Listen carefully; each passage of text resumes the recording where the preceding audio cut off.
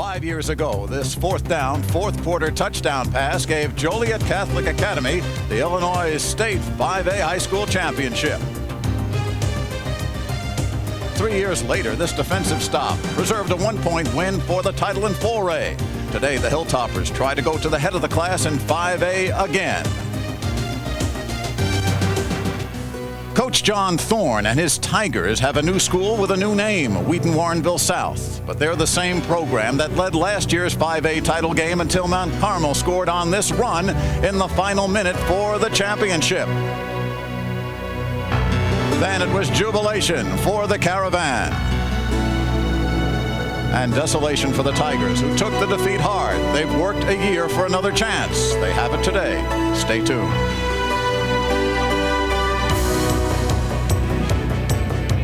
From Hancock Stadium in Normal, Illinois, Sports Channel presents the Illinois High School Association Class 5A State Championship, featuring the Tigers of Wheaton Warrenville South against Joliet Catholic's Hilltoppers.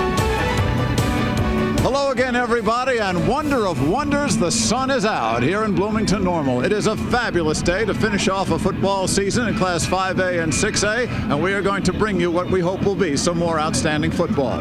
I'm Mike Lederman, joined again by the coach, Jack McInerney, coach of Oak Park River Forest High School. Jack, these are two teams that have a lot of history together, similar styles, and a lot to prove today. Well, they really do. This is the marquee game for the weekend of Thanksgiving here down in Normal. They've both got outstanding records. They've both got tremendous football tradition, and they've both got two of the best running backs in the state that'll be showcased today. As far as Wheaton Warrenville is concerned, Phil Adler. He's built like a fire plug, but he runs like a jet. Well, I'm sure he doesn't appreciate the fire plug of the bowling ball, but I'll tell you what, that's how he runs. Low to the ground, great power, 205 pounds, 25 touchdown, 1,800 yards, 272 carries. That is a workhorse, and he earns every penny that he might have made. And on the other side, Matt Larson's gained even more yardage in the Hilltoppers attack. He really has. He wears number 25. That number could be 65 or 75 from the standpoint of he also looks like a pulling guard or a tackle. 2,000 yards, 28 touchdowns. The marquee player for Joliet Catholic. He'll be the key. Well, we also will be joined, as we have been all weekend long, by our sideline reporter, Joe Passion. He is still limping, but he is still undaunted. Joe, what you got for us?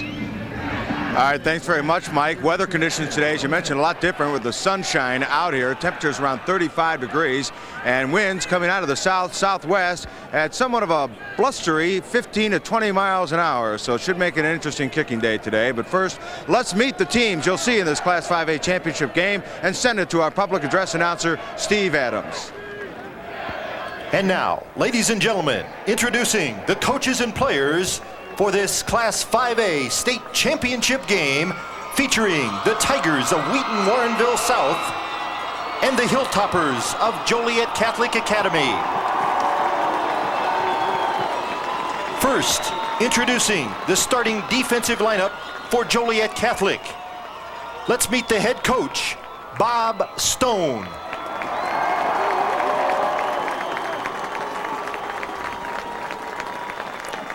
At left end, number 92, Scott Parker.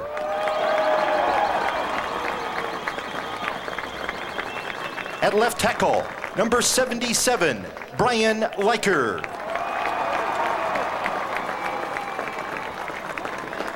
At right tackle, number 93, Vic Zamudio.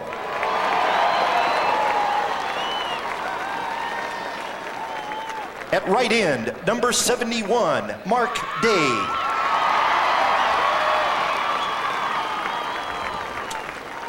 At linebacker, number 50, Eric Perriou.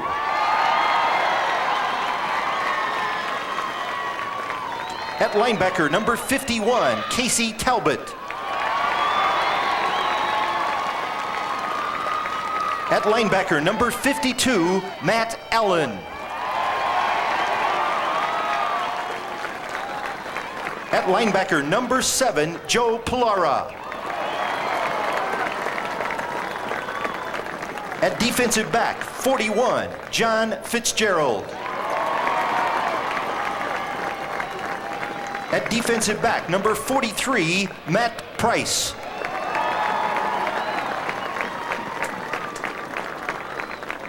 And at safety, number 42, Brandy Brincheski. Those are the Hilltoppers of Joliet Catholic Academy.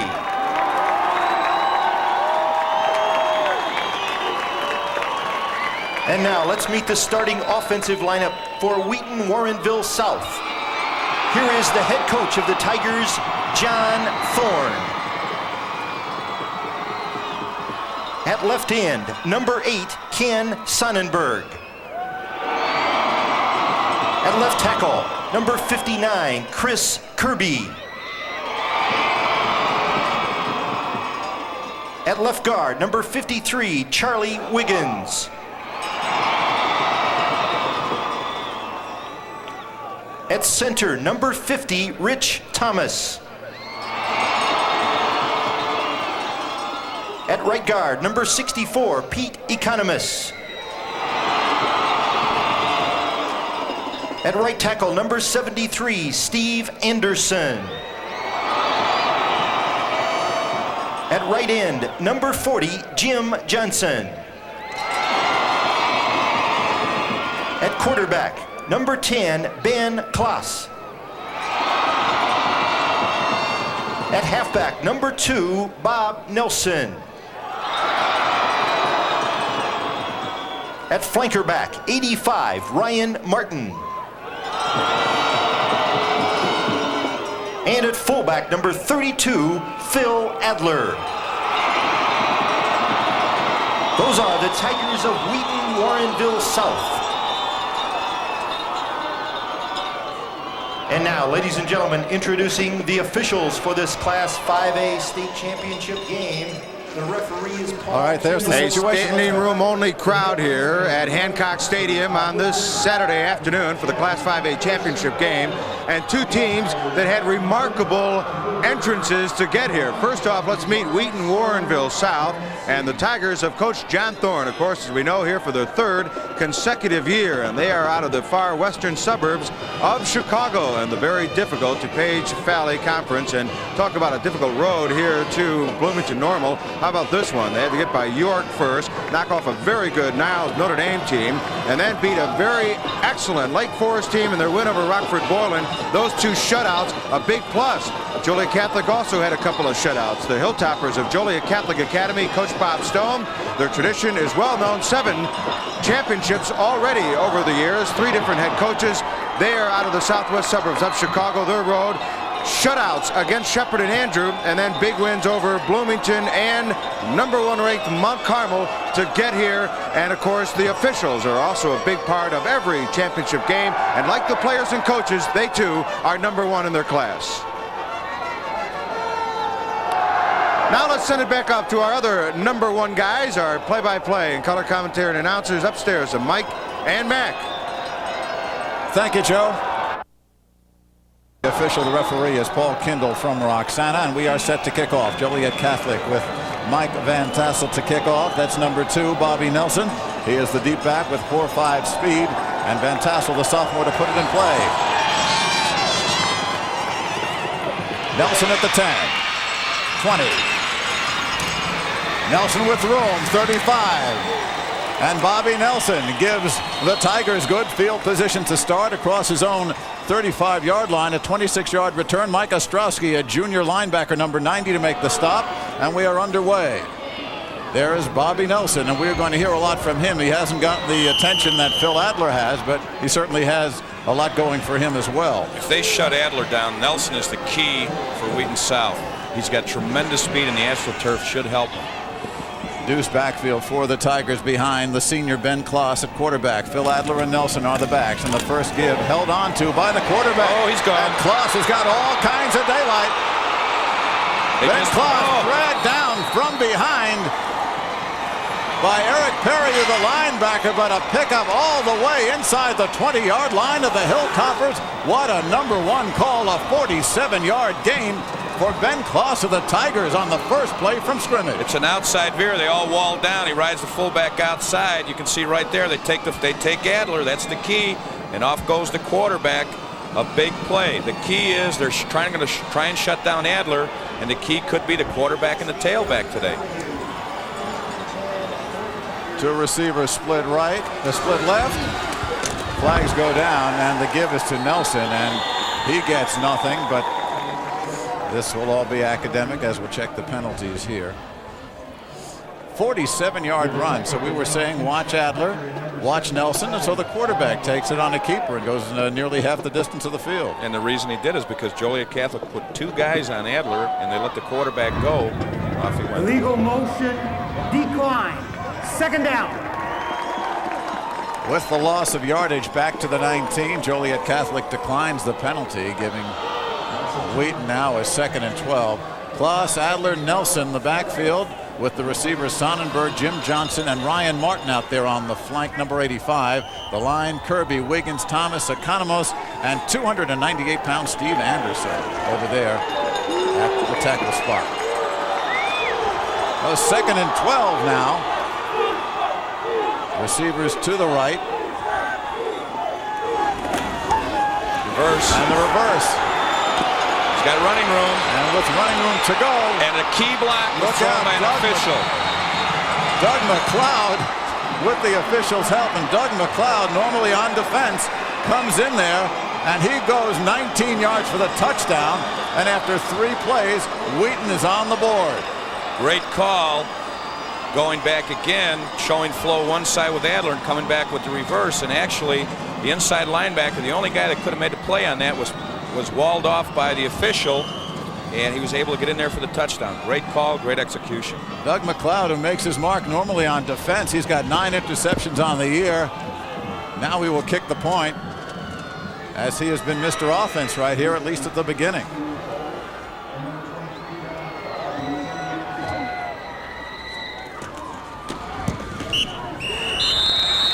Kick is up, kick is good, 10:43 to go. Doug McLeod has put 7 points on the board, and the Tigers have scored first. Let's watch flow right here. Watch how fast Joliet Catholic comes down to take Adler, and back he goes. Now, if we're able to see, we won't be able to see the official, not this one, but a one inside walled off here. Number 7 was the only one that had a shot at him, and he was walled off by the official, but a great call early in the ball game. Of course, there are always great calls when they work. Well, you know what's going to happen. A 3-play, 64-yard drive, a little over a minute. And Wheaton, Warrenville South, which is a mouthful.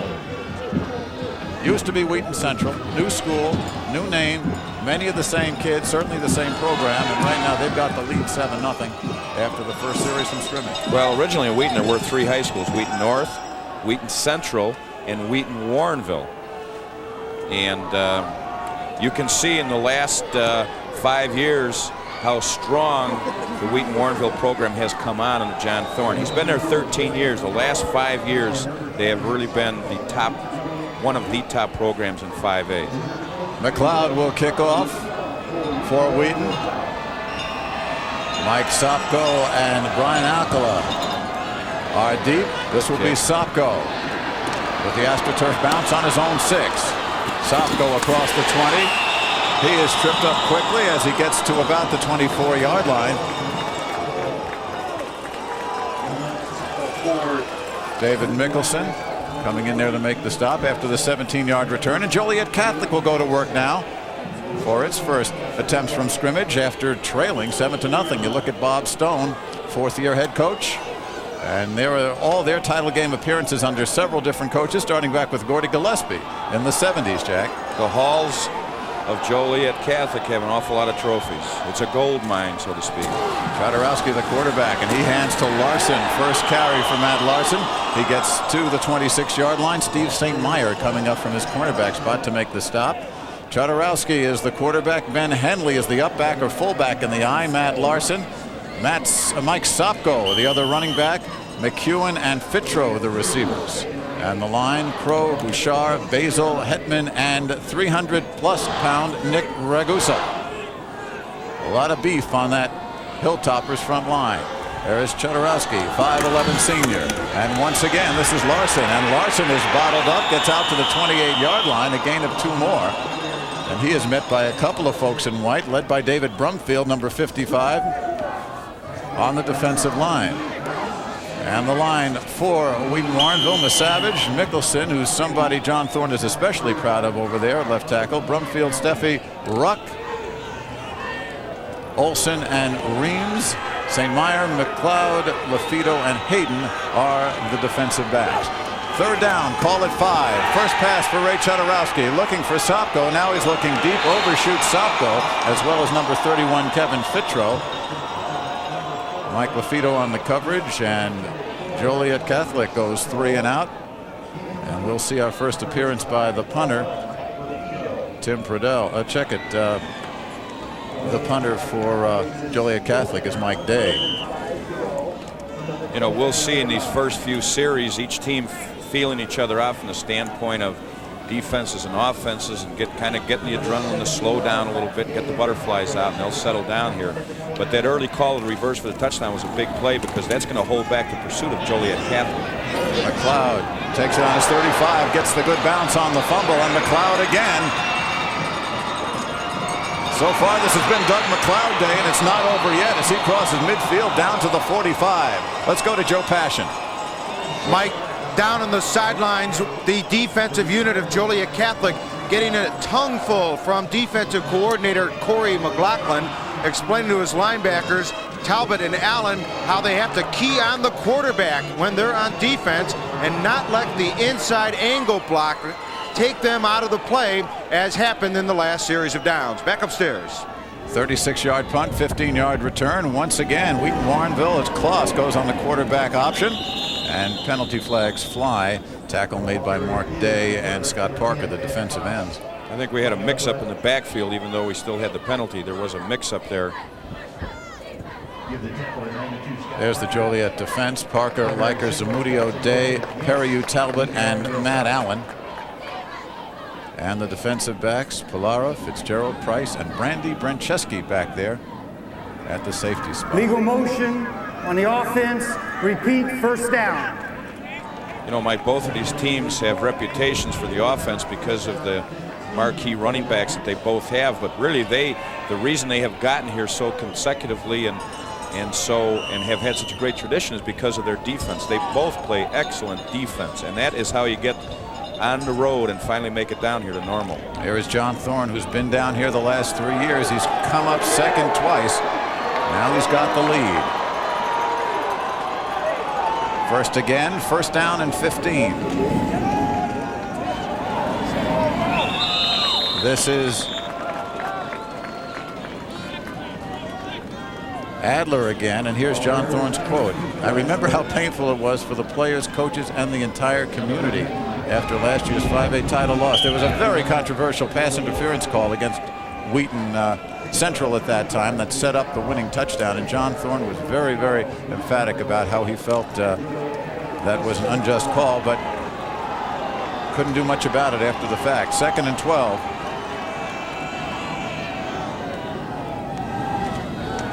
First pass attempt from Kloss, and he's not going to get it off.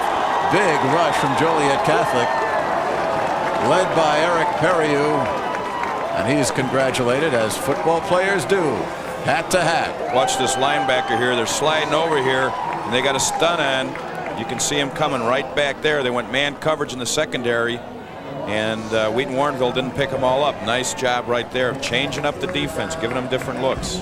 Loss of 8 yards brings up 3rd and about 20. Joliet Catholic's defense obviously a little ticked after that first scoring drive, and they're pushing Wheaton back the other way. Here's the draw play to Adler, and Adler spinning and sliding and dancing and gets close to midfield. Far short of the first down, and we'll have a punting situation here. Brian Liker making the stop for Joliet Catholic. And now we'll see Tim Pradell. Pradell, a 33-yard average, and he will be kicking into this 15-mile-an-hour wind. There's a good look at him.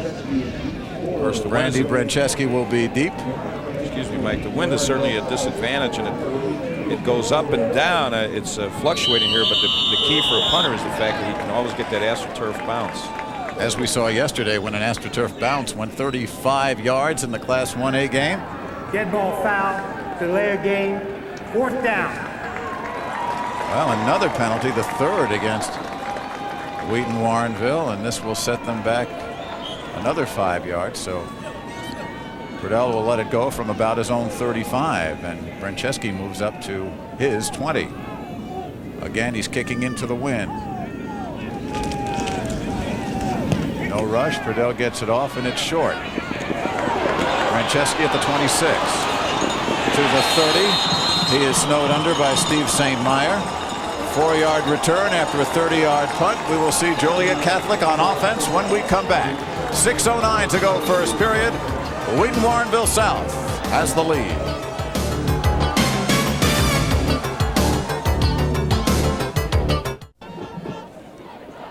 Well, there's the defensive huddle of Joliet Catholic holding on downs after being burned the first plays from scrimmage, Jack. Well, you know, they came out with the first few plays, they came out with an outside veer, which you don't see right away from most teams if you haven't scouted them. They came out with the outside veer, and then they score on a reverse, so they got snake bit early. Here's Larson as they run from the eye, and Matt Larson met by Christian Olson. Ooh, slow getting up there. It's going to take a lot to knock down Matt Larson or to knock him out of the game. He's the kind of guy that Bob Stone says you give him the ball 30 times, he's strongest on the 31st. Well, 33 Henley there was slow getting up, who was his lead blocker. Ben Henley and Larson both 5'10". Henley at 220, Larson at 205. Pickup of 4, 2nd and 6. Clock running at 5:30 to go. Here is Sopko on the reverse, and Sopko's got some room. Mike Sopko to midfield and across it. He's brought down by Mickelson. It's good for the gander, coming right back with a reverse. And Tim Purdell on the stop as well. Excuse me, Mike. Again, the fake to Larson, over pursuing on Larson, and here comes the reverse here with the tackle pulling. Nice job of running right here. Picks up a big first down. Gets him across midfield. Sopko, 6'2", 190-pound runner, a 17-yard pickup. Make it 18. 1st and 10 just across midfield. And this time they give it to Matt Larson again, and Larson diving across the 45. St. Meyer on the stop. Well, you look at the comparisons between these teams, and as you see, there isn't much to pick from here. That's why everybody was looking forward to this ball game, knowing it was a great matchup of two really evenly well-matched teams, both physically, the way that they both run the ball, and of course, as we said in our first game yesterday, something has to give here. They're in the eye once again, and the give to Larson again, and this time Larson finds things very, very tight. St. Meyer and Olson again meet him.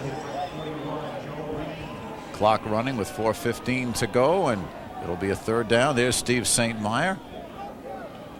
See Larson right here. They're kicking out. Here comes Henley, 220 pounds. And really what's happening is the linebackers are scraping so well that Larson has nowhere to go. And Wheaton Warrenville is pursuing extremely well to the football. And that's why, of course, that reverse worked so well earlier. 3rd and 5 here, under 4 minutes in the first quarter. Chodorowski's got a man open, looking for Fitro. And Fitro incomplete off his hands. Doug McLeod in there on the coverage. Had to turn around to get it, but it certainly was catchable, one would think, Jack. I'll tell you what, I'm very impressed with the way he throws the ball. First couple passes, good setup, good delivery, puts the ball on the money. And they made a switch here. They moved Larson to wing back and gave him, you can see him coming out of the backfield up there, but look at good setup, puts the ball right on the money. Very well thrown. Tough catch, but the ball was well thrown into a crosswind. And don't forget, he was looking back at the sun as it crosses over from east to west. It should have been right in his eyes at that point. Oh, bad snap. And a bad snap as Day's got problems back there. Tries to kick it away and does. What a play by Mark Day, and look at where this one's going. Inside the 20, as Day, a dead duck back at his own 40, managed to get away a 26-yard punt, which was perfect because it was inside the 20-yard line. Joliet Catholic turned what looked to be a bad break into an excellent opportunity. Now notice the number on him, number 71. You don't expect linemen that are 6'4", 220 pounds to have this kind of agility. Look at this. This is a great effort. Either that, he's got awful big feet. Mickelson had him wrapped up. Great play. Boom, out of bounds. Saved the day, so to speak. Ouch.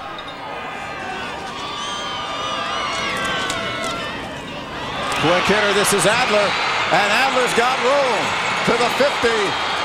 Will he be caught? Dragged down from behind by Matt Price. But another quick hitter. First it was with the quarterback Kloss. Now it's with Phil Adler. The first one for 47, this one for 45. Well, we'll look right here. You can see it's just basically a base blocking. He just makes a nice move right here and cuts back. That's a great cutback right here. And now it's just a matter of foot speed, which he's got good foot speed, but not better than Matt Price. 47-yard gain. Ball on the Hilltoppers 37. Wheaton with the first down. Receiver slot left, split left and right. And going down with his first carry is Bobby Nelson. Eric Perry drags him. And Nelson's a guy who can jitter and dance and break free. Almost did here again. You can see the penetration by Joliet Catholic really working themselves upfield to get at Adler and the quarterback.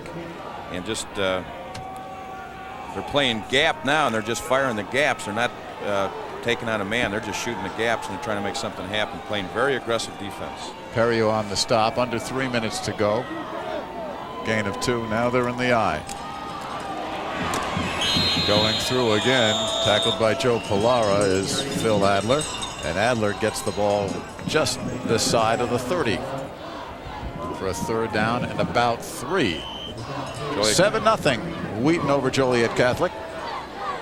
Joliet Catholic doing a lot of stemming on the defensive line. What we mean by that is they're moving laterally just prior to the snap. They'll be in one position, and prior to the snap, they'll slide down to another position, either in the gap or inside shoulder of one of the linemen, trying to confuse the linemen. So if you see them moving down there like they are right there, that's stemming, and they're trying to change the blocking scheme. And again they go to Adler, and Adler breaks free to the 15, to the 10, out of bounds at about the 7-yard line. And Phil Adler churning relentlessly. Randy Brancheski finally dragged him away and knocked him out of bounds, a pickup of 24 yards. Adler nearly 70 yards on this drive for John Thorne's Tigers. Well, Adler is all we've heard about is just the option. You can see right there he breaks a tackle. It should have been about a 2-yard gain, and he runs low to the ground right here, bouncing off again, gains another 7, 8, 9 yards after contact there, and that's why he's got over 2,000 yards rushing. Well, they say you can't tackle him up high. You saw a good example there. It wasn't until Brancheski grabbed him around the ankles that he went down. And this is Nelson. Nelson gets to the 5. Brancheski and Pilara in there on the stop. Under 2 minutes to go, first quarter. So far, the situation has been all Tigers. Wheaton has had its way with the bigger Joliet Catholic defense. Execution up front by the offensive line has been excellent for Wheaton South. Really doing a nice job. Well, they come in with the big guys now. Take a look at the Joliet Catholic bench. Some of the assistant coaches there. They've got and Josh Zenner in there in the backfield. And the fans are trying to keep warm right now. They've got W's on their sweaters. They're probably a lot happier. So they bring some of the big backs in. And they give it once again to Adler, and Phil Adler down to the 3. This is the goal line offense for John Thorne. He'll bring in Olson, who's 220 plus pounds. Bob Stone looking on. Things have not gone his way so far. Casey Talbot is linebacker, middle linebacker, making the stop. See the record after 4 years. That's not too shabby, is it? 1 state title. Looking for another. Bob does a great job out there at Joliet Catholic. Took over from Jim Poiter, who had a state title of his own. And of course, he succeeded Gordy Gillespie, who had about 4. Third down and goal. Big backs in the triple I. And they go to Adler outside. Does he get there? You bet. Touchdown, Tigers. Nice call. They stretch out the defense. Joliet Catholic was taken away, tackle to tackle, so they run the toss and hope they can stretch it out and let Adler find a seam up inside to find a 3 or 4 yard area he can squirm up into, and he picks up the 3-yard touchdown run. Phil Adler's 26th touchdown of the year. He had 97 yards in the finals last year for 4 quarters. So far he's got 79 in less than a quarter here. Doug McLeod to try to add the 14th point on the conversion. Well, they'll come back up the field. Wheaton Warrenville South's got a new name, but it's the same bruising bunch, and they've got a 14-point lead here on Joliet Catholic. Well, it's really been nothing too fancy. They're just pounding inside the tackles, and then they go outside. Here's the toss with Adler, and he stretches the defense and finds that seam right there, and you can see he lunges across that goal line, picks up the first touchdown. Well, if anybody thinks that this one is, as we take a look at the touchdown again, they line up 3 backs in an I, a dotted I, if you will. And here's Phil Adler. Really a nice job by number 44, doing a great job of hooking the end, and then that was Christian Olsen doing an outstanding job on Joliet Catholic's outside linebacker. And then they get those lead backs out in front to pick up the what we call the roughage, the defensive backs coming up. They look for a seam up in to turn up inside, and they do a great job with it down the goal line. McLeod to kick to Sopko and Akala. They're at their own 10. Akala's at the bottom, Sopko on the top of your screen. 39 seconds here left in the first quarter. This will be Akala at the 15. 25. And Ryan Akala gets across the 35. A 20-yard return brought down by David Mickelson, number 92. And there's Ray Chodorowski, who hasn't been throwing much. You see, they average barely 6 passes a game, and they complete an average of maybe 3. And that's the last thing Joliet Catholic wants to do and get out of its game plan and have to put the ball in the air. That is not its strength. Well, it really isn't, but he has the ability to throw, which is a big difference. But this fellow's got the ability to run, and that's Matt Larson. Doug McLeod drags him down, and he gets close to a first down near the 45-yard line. Sometimes teams don't throw because they have such a strong running game, which they do right here. And you can see this is just an isolation. Fullback hitting up. Safety has to come up and make the tackle. Does a nice job. And in Joliet Catholic's, the quarterback throws the ball well, but they really haven't had to with such a strong running game. But it's nice to be able to think that you can if you need to. Well, that's the end of the first quarter with the score. Wheaton Warrenville South 14, Joliet Catholic nothing. We'll be back. Take a break. Stay with us.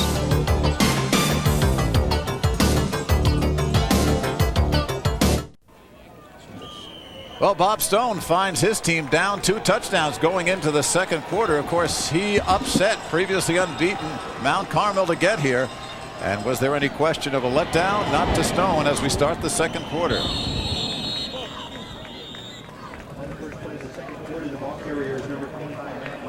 Matt Larson again and gets some yardage. And here's Stone's quote. The players weren't going crazy after we beat Mount Carmel. They knew we weren't finished yet.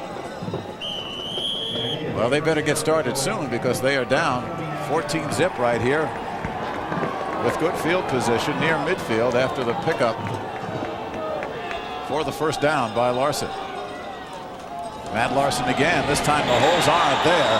The right side of that smallish Wheaton defensive line, which really is outweighed man for man about 30 pounds, gets the job done right there. Dave Brumfield. 5'11", 177-pound senior. I take it that is not an assistant coach, Jack. I don't think so. Not a principal, not a superintendent. Looks like somebody I dated, though, when I was in college. Loss of 1. This time it is Sopko, and Sopko on the cross over the 50, gain of 3. Tim Misavage makes the stop. It'll bring up a third down situation. Wheaton, Warrenville South.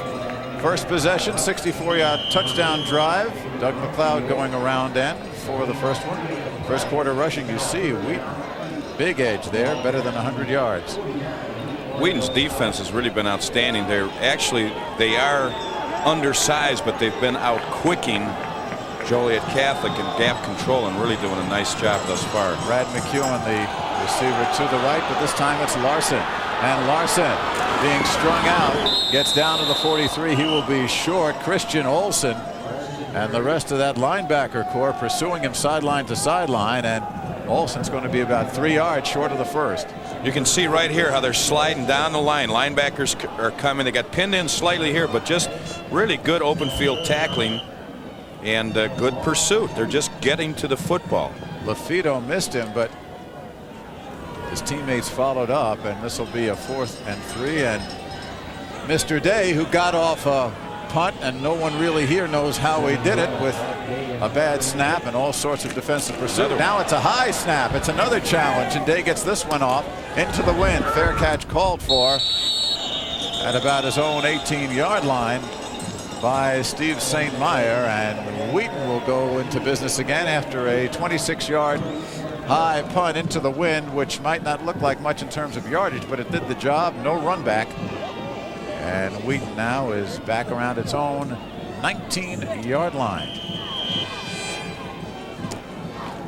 And Mr. Day takes up his, well, if you will, okay, day job. Down there on the defensive line in the trenches. He's an all-stater, and he's got the size. You can see. Nelson loses the ball. And let's see what's going to happen here. Joliet Catholic says they have it, and they do. Bob Nelson on the carry had the ball jarred loose at his own 15-yard line. Recovering Vic Zamudio right there. And if you want to play concentration, that's not too tough a puzzle. Here it is. You can see right here. He goes in the A gap, comes across, and pops the ball loose. Real good effort right there. Zamudio forces the fumble, makes the recovery, and now Joliet Catholic in business at the 15 of Wheaton. Larson inside the 10. Mike LaFido makes the stop. Well, if the Hilltoppers are looking for a break, they got it. This is the Joliet Catholic bench. Check it, the Joliet Catholic stands, and a symphony of brown and white starts to cheer for the first time today. That's a real big turnover, especially the way Wheaton Warrenville was dominating that first quarter. Again, it's Larson. Larson's got some room. Matt Larson. Touchdown Hilltoppers.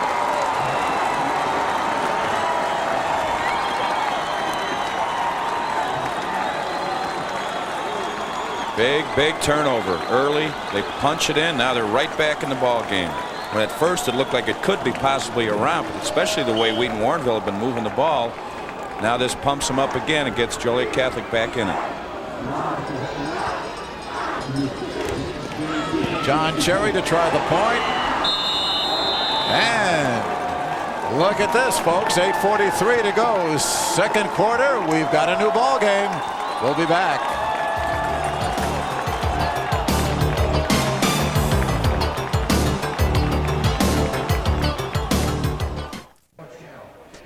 A costly turnover for Wheaton turns into 7 points for Joliet Catholic. Here's a look. And guess who they give it to? Matt Larson on a 9-yard run, his 29th touchdown right here. Good cutback for a big, strong back, and he bulls his way into the end zone to get Joliet Catholic back in the ball game. Another angle here, just basically a kind of an isolation on the outside, and he just does a nice job right here with tough inside running. And so a real turnabout here. Wheaton Warrenville just cruising along, now finds itself in a dogfight. 8 minutes 43 seconds to go here in the first half. Van Tassel will kick it off for Joliet Catholic.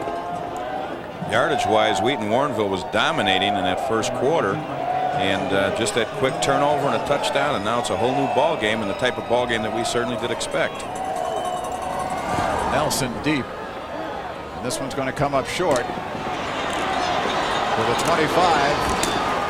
Doug McLeod across the 30, and Wheaton's going to have good field position near the 35. The linebacker Casey Talbot coming down on special teams. 13-yard return. There's a look at Talbot.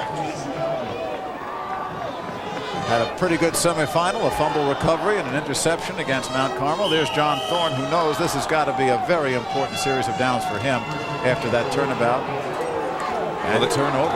They have to reestablish the fact that they were moving the football, because right now his kids are probably down a little bit. Momentum has swung.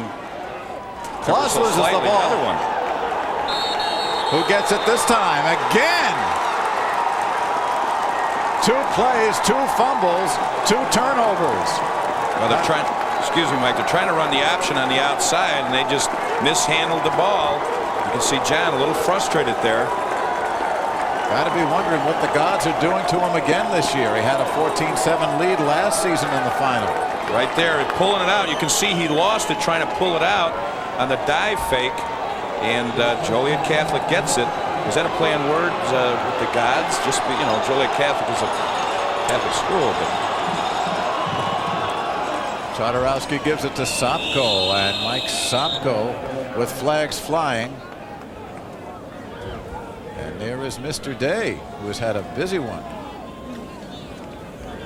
He's literally kept him in the ball game with his punting and that great play that on that punt earlier. Now the fumble recovery.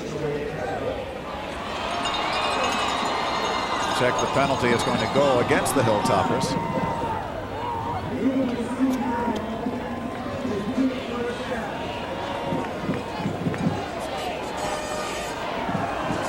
So it'll be 1st and 15. The ball goes back to the 39-yard line. And Joliet Catholic on a roll here, capitalizing on 1 turnover, now trying to make the second one pay off for them. John Thorne's got to wonder what is going on.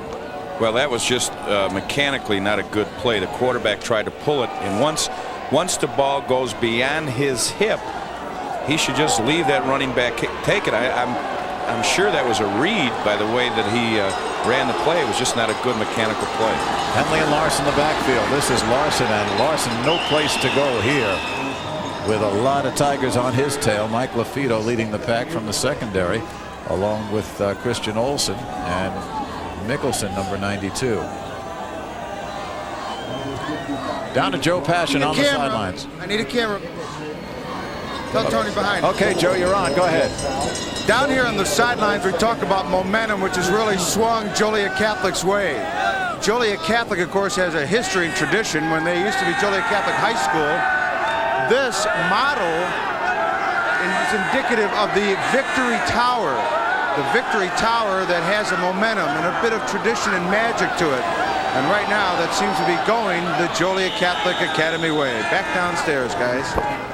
All right, Joe. Mike Sopko taking the reverse again, going around his left end. Christian Olsen meets him after a good game. Bring your props to the away game. Yeah. They have a prop truck. It will be now they pick up about 6 on that, so it's going to be a 3rd down, about 13. I think John's upset about the mark there, where they marked the ball in comparison to where the man was tackled. Chodorowski to throw. He's got his man at the 30. Down close to the 20-yard line. And it's Henley, the fullback, coming out of the backfield. Ben Henley, used mostly for blocking. Safety valve on that one, and he makes a good gain. Kind of a little counter play, and there's Ben out in the flat. All 220 pounds of him, makes a good move here. St. Meyer missed him. Olsen got him, but it's a 1st down again for Joliet Catholic on the 22 of Wheaton. Sopko on the wing. Again, the give, this time to Larson, and he is met in force. Maybe picked up 1. Olsen and LaFido, the key players there. 5 minutes, 39 seconds to go first half. If you're just joining us, Wheaton jumped out to a 14-0 lead, scoring on his first possession on a 19-yard run by Doug McLeod. Phil Adler a 6-yard run, and then after a turnover, Joliet Catholic scored to cut the lead to 14-7. Another turnover has given them the ball here on the Wheaton 20. And they've got a 2nd and 8. And they give it again to Larson. And Matt Larson into the secondary, close to the first down across the 15-yard line. They need to get to the 13. The game at this point is being determined in the trenches by the offense and defensive lines. It's not so much really the showcased backs as it is the workhorses up front. I mean, Wheaton Central South has been doing a real good job up front. Now the offensive linemen for Joliet Catholic are starting to take control. Sacco on the wing. It goes to Larson, and Larson takes the official and half the defense with him. And he's got a first down with plenty to spare. It'll be 1st and goal outside the 5. Hayden, the free safety, coming up to make the stop. And Mr. Larson rolling on. You can see right here they wall him off completely. A nice job by the offensive line of Joliet Catholic. And of course that's part of what happens when you're an official. You can see another angle here, squeezing in, and down goes the official. But Matt Larson picks up a big first down. 57 yards for him so far on the ground. He's trying to get some more, and he gets to about the 3. Again, it's Mr. Olson to meet him there. The key with him is you cannot allow him to build up obviously any momentum, and they got to shut him off almost as he touches the ball. If he's allowed to get a 4 or 5 yard head start, you're in trouble.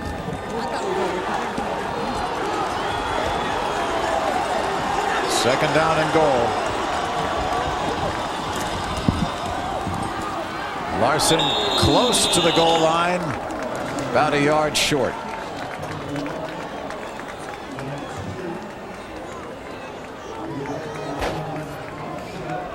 .330 to go here in the first half. Let's watch the offensive line play right there. The center's cutting off the linebacker. Matt just goes over the top, comes up about a yard short. Well, 3rd and 1. Bring the formation in tight. Henley and Larson the backs. Again, it's Larson up and over. Touchdown, Hilltoppers. Touchdown number 30. It's quite a career. 30 touchdowns. That's a career for most, but 30 touchdowns this year for him. Let's check the flag, however. It is in the end zone. Thrown in the end zone. It's going to be against Wheaton South. They're talking to the Mount Carmel, so I'm sure that they'll decline it now and take it on the kick. The discussion continues, but it looks at this point as though the touchdown's going to stand. Let's hear from the referee. Unsportsmanlike on the white. Well, that's going to hurt him probably on the kickoff, I would think, Jack. Let's take a look if we can see where that's coming from. Right here, there's he scores. There's there you see it right there, number 44, Christian Olsen. Kind of gave him a little slap on the head, and there's Larson. Let's watch at the end of the play. It's after he's down 25, and there's Olsen right there. Kind of grabs the face mask right there for no apparent reason, introducing himself. Not a smart play, especially for a veteran like Christian Olsen. Let's go down to Joe. Downstairs here, I'm bringing out of the grandstands Judy Larson, the mother of Matt Larson. In fact, Judy, come on over here for a minute. I want to get you out here in camera range where I can talk to you a little bit and not trip all over these cords. Not only do you have Matt out here, I understand you have another one coming up, Adam, a sophomore, but he's not a running back, huh? He plays defense, defensive back. Well, so everyone wants to know the magic of the Larry and Judy Larson genes. You've had John, of course, Len, and Mike. All were great players at Joliet Catholic as well as College of St. Francis. Mike, an assistant on the sidelines here. But Matt, he's the rumbler and the roller of the group, isn't he? Yeah, he's the big guy. He weighed 10 pounds when he was born. I knew he was going to be a big guy. Well, he's having a big game. Congratulations, Thank you and your family. Thank you very much. All right, Judy. Judy Larson, the mother of Matt Larson, and you can imagine how she's feeling. She's jumping all over the grandstands over here, back down to the field.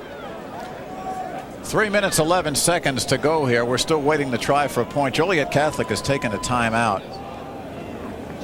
And Bob Stone having a conversation with his quarterback. There's Bob Stone right there. He's deciding what he wants to do. if he's going to go for 2 or kick it. And he sends the quarterback out.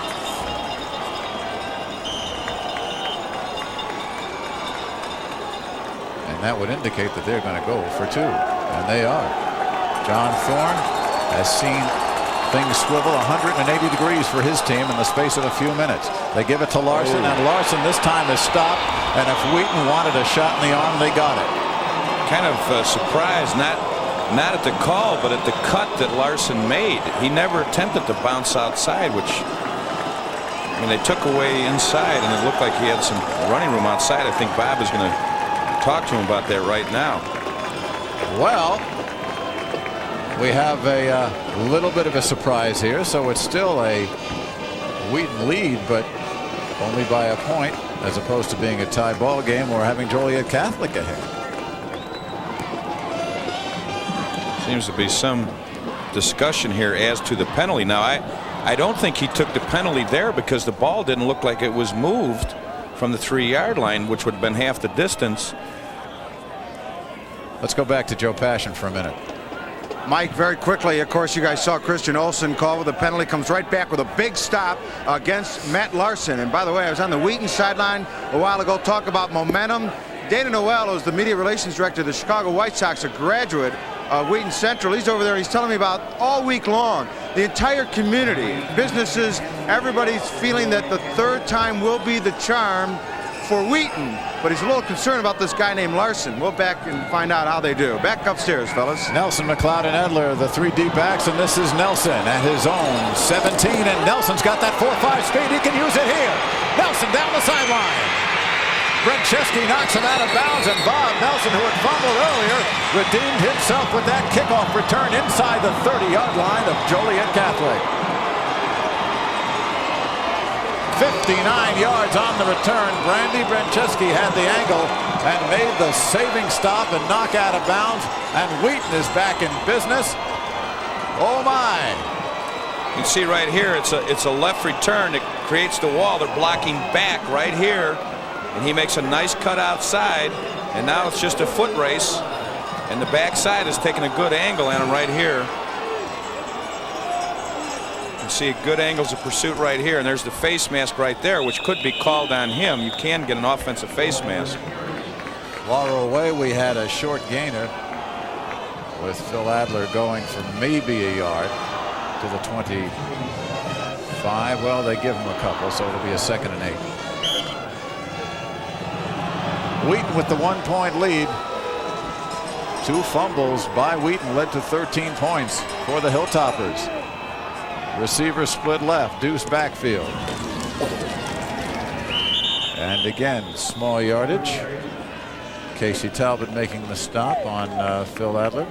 Trying to set up the option. They're trying to bring in the linebackers from Joliet Catholic with the dive to Adler, because you have to honor his running ability, so you're going to stay put, and sometimes that slows down the people getting out on their option responsibility as far as the quarterback and the pitch man. And they could come back with it because they really did not cover the pitch man on that last play.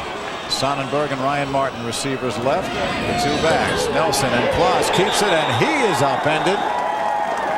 And that's a big play for the Joliet Catholic defense. And guess who made it? Mark Day, number 71.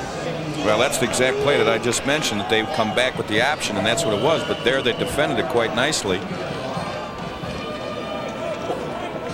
You can see right here, it's kind of not a well-run option, but he was trying to get outside, but they just stretched because he never held the fake to Adler inside, so consequently the linebackers just slid outside and cut him off. We've got a long field goal attempt here now. Doug McLeod has kicked one this long this season, and this will tie his all-time best. It's got legs, and it's good. Doug McLeod, 41 yards. Okay, it's a yard short of his high, but he'll take it. And Wheaton comes back on the board. He was kicking into the wind, and that certainly made a difference. It had just enough to get over the crossbar, and 3 points for the Tigers. He doesn't get a lot of pressure right here, but he does a nice job of keeping his head down and following through. And you can see right there, that's 3. 17-13. Wheaton's lead stretches to 4 points following that electrifying kickoff return by Bobby Nelson. Coming up at halftime, Joe Passion will have a scoring summary. He'll also be talking to the coaches, talking to IHSA referee John Whitmire, and we'll of course have our first half highlights and statistics. A minute 14 to go in the first half. So far, Wheaton has had the upper hand, lost it, and put the brakes on again, and they lead it 17-13. McLeod will kick off to Sopko and Alcala. It's certainly been the exciting game that we've anticipated. Sopko inside his 10. 20. Sopko breaking through, and he gets close to the 30-yard line. And in the final minute 8, Joliet Catholic will have an opportunity to see what else they can do. Richard Walker, special teamer, makes the stop. Quickly down to Joe. One thing, Mac and Jack, you can both appreciate, yesterday during the 1 through 4A classification finals, you didn't have too many individual huddles during the other side when the ball changed hands because there were so many two-way players. Here in Class 5A on Wheaton's side and also here on Joliet Catholic, defensive coordinators talking to defensive unit, offensive coordinators talking to offensive units. Real specific breakdown on the type of players they're having. Back upstairs, guys. Pitch goes to Sopko, the eye back, and Sopko upended by LaFito in the backfield. An excellent play, and the clock now down to about 30 seconds. Mike LaFito coming up from the strong safety position, and he put the brakes on Sopko, the eye back there. Tripped him up for a loss. Well, they give him a yard. Wheaton Warrenville is really flying to the football. That reverse worked well in the first quarter for Joliet Catholic, and I would assume that they might come back to another reverse or a screen or possibly some counters a little later, because Wheaton Warrenville is really going to the football. They are flying to the ball. Probably the last play of the half, and Chodorowski will pitch it. Larson will be driven out of bounds, and that should do it. And it does. That's the end of the first half. Both teams heads to the locker rooms, and Wheaton Warrenville leads it by a score of 17-13 over Joliet Catholic. Jack, we had enough action, huh? It's a heck of a ball game, and I'll tell you where it's been won at this point, or it being won, as coaches would say, in the trenches. The linemen for both teams are doing an excellent job, and this is where the ball game is going to be won, up front, either by the offense or defensive lines. You have to wonder with the smallish Wheaton defensive line if that's going to be a factor as we get into late third and early fourth quarters, although this is a team obviously that's won with lack of size all year. It really has been, but also they're being platooned, so they have plenty of rest. The fans all adorned, as you would expect here for a state high school championship. This is the Class 5A meeting. Wheaton, Warrenville, and Joliet Catholic. 3 names, 2 schools right here. And Doug McLeod for Wheaton South will be kicking off. Sopko and Alcala are the deep backs. You saw them there, and there is Doug McLeod. He has scored a touchdown, kicked a field goal, added a couple of extra points. So he has had himself a busy and successful day, but the next 24 minutes are what will make the season for both these two teams.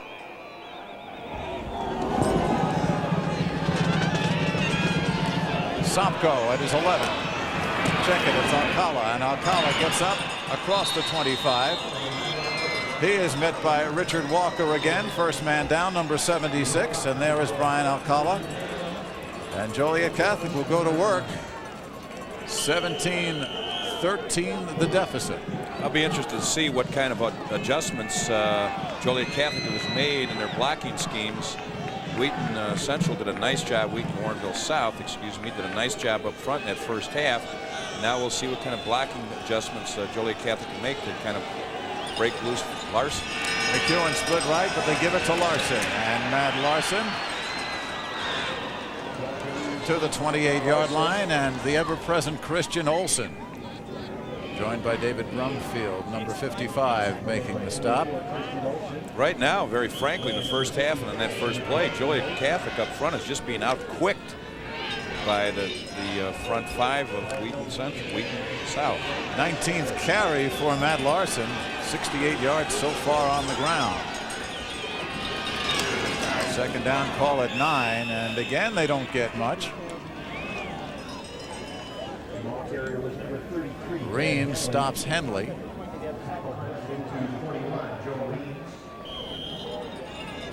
Joe Reams, a little bit about him, number 41, had a big fumble recovery to preserve the win in the semifinal, a 4-point victory.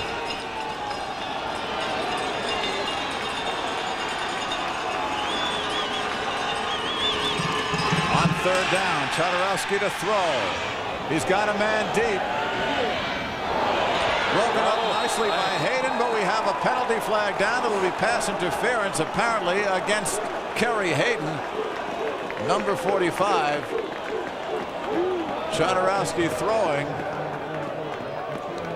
Now the wind is swirling, and he did throw into the wind and it hung up a little bit because the receiver was open momentarily. The ball did hang up there. Wheaton Central not, Wheaton South not real happy with that call. Well, we'll see it again. Of course, pass interference calls and Wheaton have not gone too kindly together for the last couple of years, but this one we'll see again. Well, that's a good call. Good call. He made contact with the shoulder just prior to going up and the ball coming down. It was a good call by the officials. High school rule as John Thorne looks on. 15-yard penalty from the previous line of scrimmage. The pro rule, of course, is first down at the spot, but it's a first down here for Joliet Catholic in the power I. Chodorowski, first man through, gives it off to Henley, and Reams again makes the stop. I think John was at a disadvantage from the angle he has on that sideline from where we are, and of course with that camera angle we had a better look at that interference call, and I think John just did not have a good angle to see that. I also think he might be a little sensitive. Well, that certainly is possible. I'm sure I would be exactly the same way.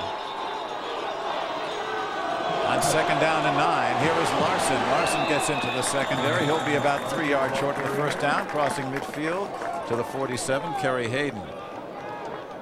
Guilty of the pass interference a couple of plays ago, makes the stop. 6 foot, 156-pound senior. There's Matt Larson. Like the Energizer Bunny, just keeps going and going and going. You know, it's interesting with this offense. The fullback has carried the ball only 50 times all year. Matt Larson has carried the ball over 275 more times than the fullback. Here is Larson again, going right, turning the corner to the 40-yard line, first down. Christian Olsen meets him there. They have met intimately most of the day. You know, it's difficult for a defense not to key on one particular back when those statistics are so staggering. If you think about it, 320 carries for the tailback and only 50 for the fullback. Here he is sliding right down the line of scrimmage, and with that size and girth you wouldn't think he'd have that kind of quickness, but he does a nice job, picks up 9 yards and the first down. 5'10", 205, Matt Larson from the 40. Chodorowski pitching to Larson, and Larson about 4 yards. LaFido coming up to make the stop there. We've got 8 minutes 47 seconds to go here in the third quarter. Joliet Catholic with the ball, trailing 17-13. Wheaton South, a 14-0 lead. A couple of fumbles led to 13 points for Joliet Catholic. And just before the end of the half, Doug McLeod, a 41-yard Wheaton field goal with the win. Made it across the crossbar, and that's the scoring. You know, it's interesting, when Matt Larson got up there, he seemed a little upset with that carry. He picked up 4 yards on that play, and oftentimes you're looking so much for that big play, but 4 yards at a crack, you do that twice in a row, and now you're coming up with 3rd and 2. Any coach would like that kind of a consistent offense. Thank you, Woody Hayes. But where's the cloud of dust? Well, not on here. AstroTurf. Not on AstroTurf at all. The lights are on here. The sun is shining bright, and we mention that because it has been such a rare occasion, not only in the Chicago area, but throughout the state of Illinois this month. 2nd and 6. Larson goes left this time. Down to the 34. Brumfield and Olsen. They're trying to get people out in front of him. They're pulling the guard and getting them out in front of that toss. But he just doesn't have that great quickness to make it a real effective play. You can see the backside guard pulling here. They want him to turn up inside, but the pursuing defense by Wheaton South has just been terrific thus far in the ballgame. Ray Chodorowski runs to the sideline after every play. They don't depend on messages so much as the quarterback goes right to the sideline and comes back. 3rd and 4 right here. Chodorowski rolling right. He's got room. First down and more. Jodorowsky inside the 25, 23-yard line. And St. Meyer meets him there, but Jodorowsky, who threw only 3 passes in the first half, which is 3 more than his counterpart Ben Kloss threw for Wheaton South, faked the pass here and took the ball for the first. Well, it's a little bootleg look, and you can see he stretches out the defense. And this might be what they need to do, is to stretch this defense, get it away from Larson, and allow the quarterback to do some running. Sun right in the eyes of the Hilltoppers here as they give the ball to the fullback Henley. And Henley picks up 3. Brumfield meets him. Sometimes I think those linebackers can key on that fullback, because the amount of time he's carried the ball, his eyeballs probably get so big, if they look through, they see that and they know who's carrying the ball. These two teams met in last year's 5A semifinal, with then Wheaton Central winning, and winning convincingly. This year, of course, they're meeting for the whole thing. 2nd and 7. Jodorowsky on the cross to Sacco. Touchdown, Hilltoppers. Inside counter trap. That's what we talked about earlier, because of the pursuing defense of Wheaton South, that they possibly needed to run some screens, some reverses or counters. And there's a counter for a big touchdown. They give one look one way and come back with the counter trap inside for a touchdown. Mike Sopko, 6'2", 190-pound junior, rushed for nearly 800 yards for the season. This is his 8th touchdown. Here is Cherry to try the point after, and it is good. So now, for the first time, Joliet Catholic has the lead. 6:40 to go, 3rd quarter. And the Hilltoppers are up by a count of 20-17. This ball game is becoming all we've talked about. And we'll talk about it some more when we come back.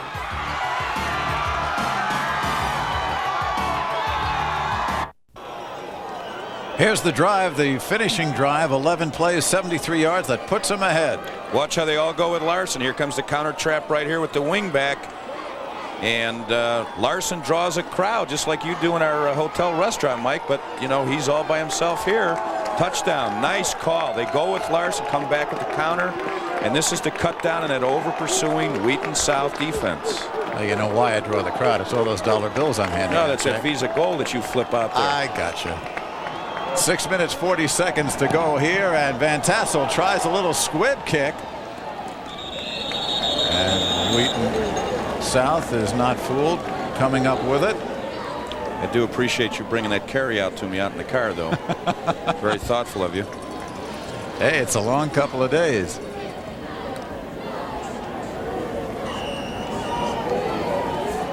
Wheaton South will now start with good field position at their own 34. Ben Kloss, the quarterback. Adler and Nelson are the backs in the eye. Sonnenberg, receiver split right, and straight ahead they give it to Phil Adler, and Adler about 3 yards. Scott Parker, defensive left end, making the stop there on Phil Adler. And again, just about everything you can say for Matt Larson, you can say for Phil Adler, in terms of durability, in terms of build, in terms of yardage gained, and in terms of the ability to break a ball game or just grind one away inexorably. Well, they really are mirror type backs, except there is a little more versatility in Wheaton South's offense as far as how they use Adler. Larson comes straight out of the I formation as a tailback, but Adler is used a little differently. First pass attempt by Kloss, and he just about gets off. Wide open is Jim Johnson. Johnson had to wait, maybe call a fair catch, but there was no defender within 20 yards of him. Joe Polaro finally making the stop on Jim Johnson. 5'11", 205-pound junior, and a big gainer of 19 yards for Wheaton South. Johnson's the bottom of your screen right there, number 40. He releases. He's flushed here, and he's sprinting out, and Johnson's racing across the field. Right here coming into your camera, makes a nice catch on the scramble drill that you go through when the quarterback is flushed. You can see him coming across the field. Great job of getting rid of the football. He could have called for a fair catch right here, but that was a big play for Wheaton Central. Matt Allen had a hold of him. There he goes. And there goes Nelson. We were waiting for the 2 halfbacks to get into it, and Nelson has scored. Look out. 43 yards. Bang, boom. Here we go, folks. We're getting everything that we talked about. Isn't that interesting, back Jack? and forth. Isn't that interesting? We talked about the other two backs having to step up. Sopko for Joliet Catholic, Nelson for Wheaton, and bang bang plays they both did. But this also is a credit to the coaching staff because they realize that both, the various defenses are keying on those marquee tailbacks and running backs, Adler and Larson, so they go to their next weapon, and both these guys have come through with big touchdowns. Now, once Bob Nelson gets through, you're not going to catch him. We talked about speed in the 4.5 range for the 40 yards, and he showed it right there, bursting right through, 40 yards plus. Here's McLeod for the extra point. It's good, and just as quickly as you can say 7 points, Wheaton's gone back in front 24-20. Just a quick dive on the apps. You can see right here he pops by, and now it's just straight speed right here. He just outruns everybody, and that's the speed that we talked about in the beginning of the show that Nelson has, and he's been the second weapon for him all year long if somebody gangs up on Adler. 5'9", 175 pounds. And he's a junior. Mercury, and he's a junior. Bob Stone said, did I miss something? 62 yards those last two plays. Whammo, whammo. We've had a great ball game right now, and we're only halfway through the third quarter, and this is as much excitement as sometimes some teams have the entire season. Two outstanding football programs giving us exactly what we expected, an outstanding football game. And these are two coaches that know each other well. They coach in all-star games together. Jack, I assume they've coached with you too. Yes, John's coached in our all-star game, suburban all-star game, as well as Bob Stone. 3 plays, 66 yards, a minute 34 on that quickie. The last 43, cat quick. McLeod to kick to Sopko and Alcala. Sopko makes the catch. It is 8. Sopko gets a couple of blocks, brings the ball across the 25-yard line, and he is helped up by the man who brought him down, Kerry Hayden. 18-yard return, and now with exactly 5 minutes to go, Joliet Catholic has a chance to put its offense in gear again. Again, play calling would be interesting here to see how much of a changeup occasionally we get from Joliet Catholic with that very active Wheaton South defense. Power I formation ends in tight. Here is Sopko, and Sopko is wrapped up quickly by Christian Olsen. Got maybe a yard or two out close to the 30. See, Larson is at the lead back spot, not a tailback, trying to get that guard out in front of him, but he just can't keep up with the speed of Sopko. And again, Wheaton South pursuing very strongly to the football. And there's Christian Olsen, led the team in tackles. 225-pounder, moves well. Gain of 3, 2nd and 7, and a quick hit is straight up the middle with Henley, and it'll bring up a 3rd down and about 5. Bob Stone has given up the stocking cap.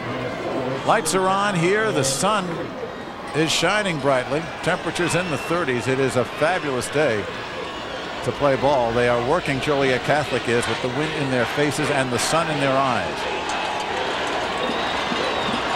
On 3rd and 3. Power I right.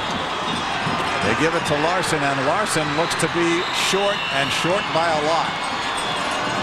Had to get across the 36. He did not make it to the 35.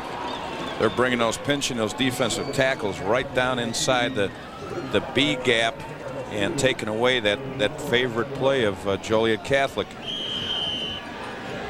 You can see right here they're just trying to lead up with Henley, but he's a little slower than Larson's hitting the hole. He's hitting right over the center and guard, and Wheaton Central is taking that away. 4th down, Mark Day will kick. And Nelson's back to receive it. Wheaton Central feels as if Larson doesn't have the outside speed, so they're trying to force him to run outside by taking away everything between the tackles, pinching the tackles and bringing those linebackers and saying, if you want to beat us, try and outrun us to the outside. And that would play into the strength of Wheaton South because of their great team defensive speed. That putt into the wind was short, 21 yards taken by Phil Adler. And here we have the two costly fumbles by Wheaton Warrenville South as we reset the situation. No yardage passing in the first half. They did complete one just before the touchdown. Bobby Nelson, that big kickoff return on the 43-yard TD run. And up to the 50-yard line is Phil Adler. Excellent field position for Wheaton South. And again, if you're just joining us, if we talk about Wheaton Central and Wheaton Warrenville South, same program, they just reorganized the school district this year. So if you're confused, think how the folks in Wheaton must feel. Or Warrenville. Second down play, and again going up the middle is Adler, and Adler's got the first down with plenty to spare into Joliet Catholic territory across the 45-yard line. Mark Day, all 6'6" of him, makes the stop, along with Casey Talbot, whom you're looking at there. Interesting story. Wheaton Warrenville, originally Wheaton Central, moved to their new stadium this year for the first time. They took some of the turf from Wheaton Central, but they also had Adler in the first game wearing number 77, which is obviously Red Grange, the Galloping Ghost, who went to Wheaton Central. That was his number in high school, and that's what he wore. Adler wore in the first ball game. Sonnenberg, the receiver, split left, and the penalty flags fly. Let's quickly go to Joe Passion.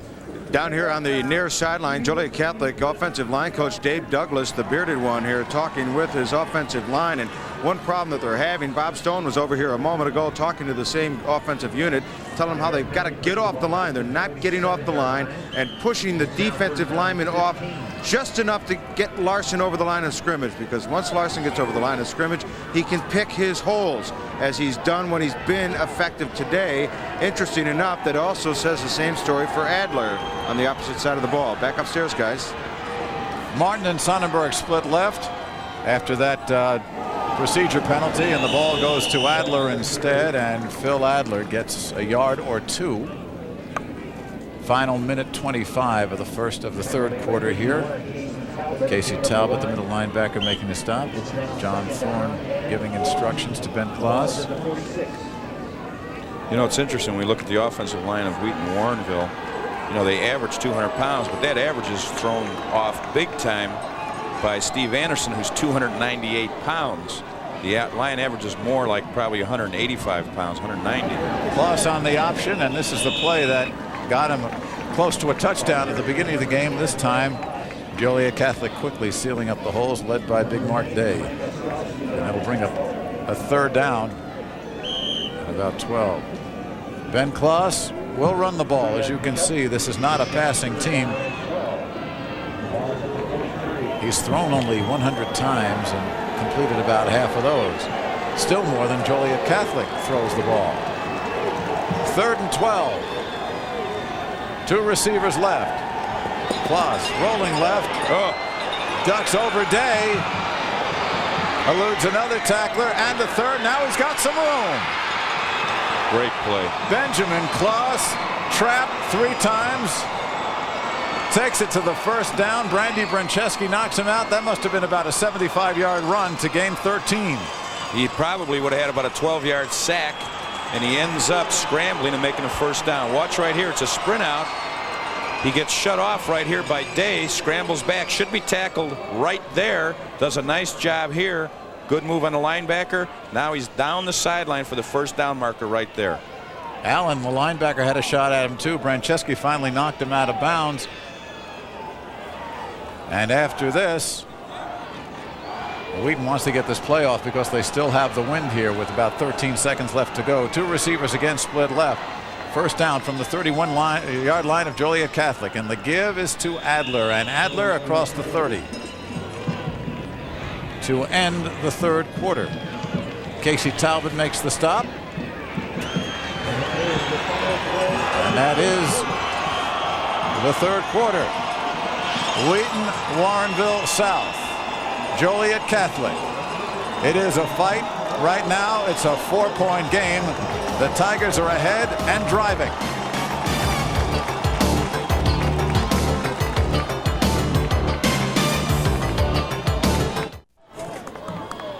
This Tiger and copyright broadcast presented for the entertainment and non-commercial use of our audience. Any reproduction or other use of this program without the written consent of Sports Channel is strictly prohibited. I'm Mike Lederman along with Jack McInerney, Bobby Albrecht, our producer-director in the truck, our Trio Video Sports Channel crew. We hope you're enjoying this one. 12 minutes to go in regulation, a 4-point lead for the folks in white. They are driving on 2nd and 6. And going and going and going is Phil Adler. First down and more inside the 15. Nice inside trap out of the split backs. And Adler, of course, quick to the line of scrimmage and then cuts back against the grain. Picks up another first down. Watch the trap right here. Center blocks down, guard, right through that seam. Adler goes, and here's how he cuts back right here. Great leg drive. Adler had over 113 yards. They had 113 yards before that last run. Now he's well up over 120. There it is, 127. Just another day at work. From the 14, first down the deuce backfield. 2 receivers left. And once again, they go inside. And once again, it's Phil Adler. Check it. They give it to Bob Nelson. And Nelson, who had sprinted away in a 43-yard touchdown going the other way before, gets short yardage here. Bob Stone, line coach since 1981 before taking over the reins 4 years ago. Part of that Hilltopper tradition. Nervous time for everybody now. After a gain of 1, we get a timeout here. I guess Claus didn't like what he saw when he came up to the line and takes a timeout. Could be an interesting situation because that is 1 of 3 they have. While we have a minute, want to thank our spotters. As you see John Thorne talking to his Tigers, Jim Morello for Joliet Catholic, and Ken Killian for Wheaton Warrenville South. Of course, Lisa Copenhafer with us for all our games through the Illinois High School Association. David Berkson on statistics.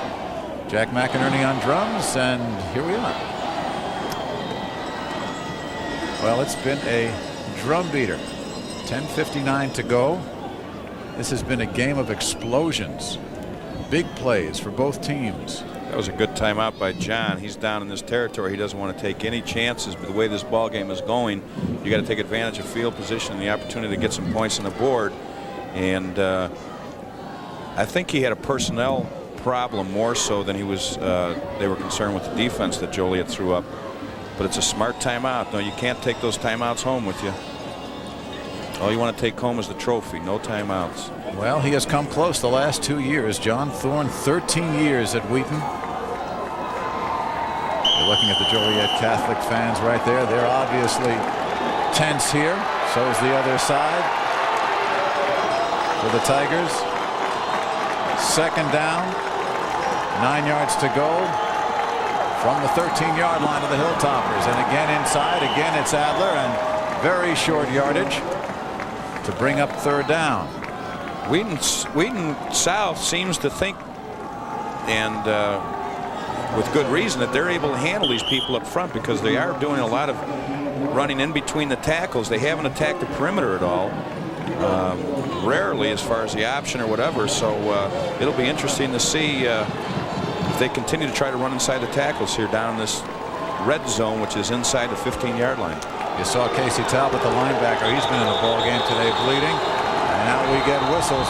Another timeout. Down to 3. They have to take another timeout. That play clock was ticking down to 3 seconds. And they still were not set. So now, thinking ahead, there's still 10 minutes, 20 seconds to go in this game. There's the story right there. Only 1 left for Wheaton. John's showing good composure there, but I know that it's eating away inside him that he had to waste 2 timeouts here early. And the thing that you don't want to do is get your kids rattled down in this situation this early in the ball game. So he's trying to show composure. And he really wants 7 points here because a field goal, even if McLeod kicks one, and Doug McLeod is very capable of kicking one, will only put him up 7, which means they're still susceptible to a touchdown to 2-point conversion. Joliet Catholic would only need 1 score and the 2-pointer to take the lead. That's right. And Mike, or excuse me, John wants to make sure that there's no mistakes down here. If they're to be stopped, it's got to be by good plays by Joliet, not by their own miscues. Big one coming up right here. 3rd and 8 from the Hilltoppers 12. One back offense. Nelson. On the wing is Adler. Nelson, look out. Flag goes down in the backfield. Nelson gets close to the marker, but we're going to have to see. It's going to be against Wheaton. It's going to be a hold on that wing back on the option holding. And as we mentioned, you know, the concept of trying to get outside and stretch him and make something happen, and they tried to go with just a straight lead option, and the wingback was holding the outside linebacker. That was going to hurt him. Phil Adler will listen for the actual call. Holding on the offense. Repeat, third down. Watch the top of the screen, right coming up right there. You see his hands behind his numbers right there on number 61. That was the whole back there further, and it was a good call by the officials, negated a good run by Nelson. So now a 3rd and 9, tough enough, becomes a 3rd and 19. And the penalty situation has said a lot for problems Wheaton Warrenville has had. They're down to 10 seconds on the play clock here. They better get moving. 5 seconds. Right. They might not get this off. Fake reverse. The fake reverse. Here comes Adler. Adler turning it around inside the 10. It's going to bring up a 4th down and 4. And Wheaton Warrenville, how they got that play off, how everyone came set, I'm still not sure, but there were no flags. Well, they ran the reverse for the touchdown earlier in the ball game. Here it's the same play. Not a real good fake, but Adler coming around picks up some good yardage, but not enough for that 1st down. And now it's decision time, and 42 makes the play, and I think they're going to be going for a field goal here now. Give Sonnenberg, number 8, credit for a fine block to help Adler get around the right side. Now McLeod, who kicked one earlier from 41 yards, will try this one from 26 to give his team a 7-point lead with a little more than 10 minutes to go. This one's up. No. And this one's short. Well, he didn't get any of that.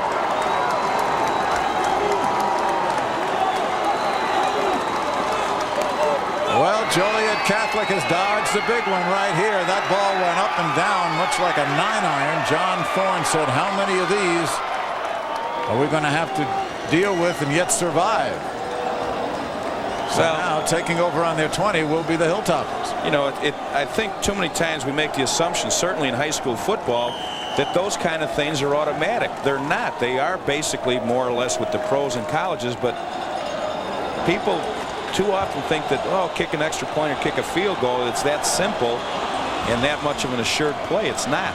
Only the 2nd miss for Doug McLeod all season, and a big tackle for loss back there by Mickelson. Let's go to Joe Passion.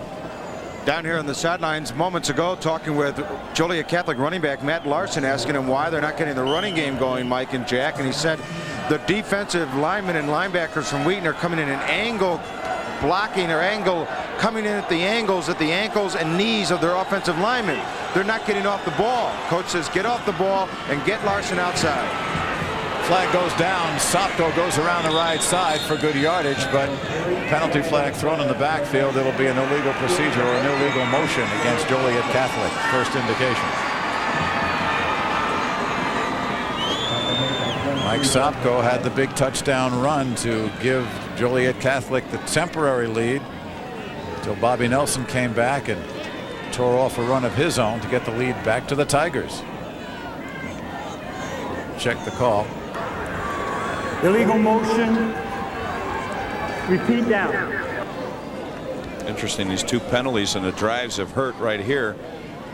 You can see the back had moved a little too early here, but these were key penalties early. One negated that big run by Nelson for Wheaton South before this series, and now this particular play. 2nd and 16, they go. 3 backs, tight formation. Chodorowski. There's a screen. Sopko on the screen. St. Meyer comes up to meet him, and ball is loose. Wheaton says they have it. See what the officials say. No indication yet. They unpile, they unstack. Wheaton still celebrating there. No call yet. Nope. See, if they can't make a call, they're going to give it to the offense. If the official did not make that decision right away, they're going to give the ball right back to Joliet. Ball was loose after the screen. I'm sorry, go ahead, Jack. And many times it's really difficult for those officials because if they don't get there quickly and get those kids off, there's so much they're wrestling for Christmas presents down under that pile, and whoever comes up with it the last second, and it's tough for the officials. This we talked about earlier. We thought that they might do some more screens, but good hits right here. Coming back live, complete, but in and out of the hands of the receiver.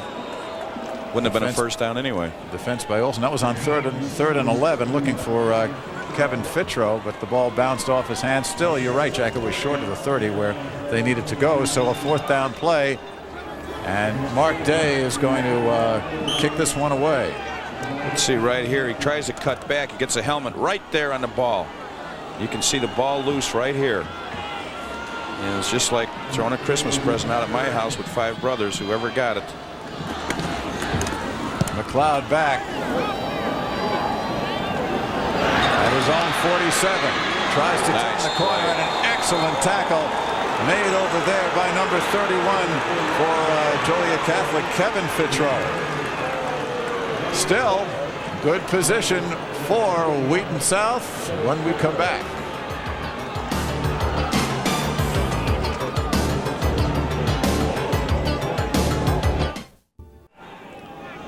There's the situation.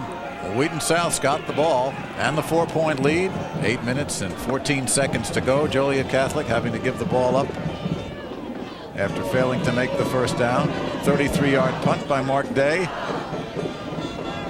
Boy, we have to give him a lot of credit as you look at the defensive coordinator for Joliet Catholic. Well, I think the key to the game so far has been Wheaton South's defense. Have really done an excellent job. And they really have shut down Larson, and they get to the football, they hustle the ball, they've really cut him off, and that's been the difference as far as I'm concerned so far, has been the defense of Wheaton South. And now they're on offense with the 4-point lead. Receiver split right is Martin, and they go straight ahead with Phil Adler again. Now you see the situation, the first half, the 14-0 lead.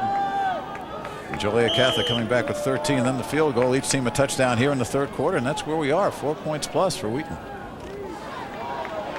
It's been the matchup we talked about. Both teams playing good football. A couple key penalties that have really affected both of them. 2nd and 8. Deuce backfield. 2 receivers out right, and again they go inside. Bob Nelson across the 50, and I'm surprised that on the part of both teams that they are really still trying to ram the ball up inside the tackles. I think they might be a little more effective if they try to get outside and then come back up inside with a trap occasionally, but they really haven't attacked the outside. 3rd and 6. Wheaton has thrown 1 complete pass all day. They go to Nelson this time, and Nelson will be short of the first down. Down to the 43-yard line. Be about 2 yards short on 4th down. See right here, just a little counter trap coming back to the other side, and the tackle trying to get up inside, trying to find somebody to block, but they come up short about 3 yards. They're going to try and punt Joliet Catholic down in the hole again.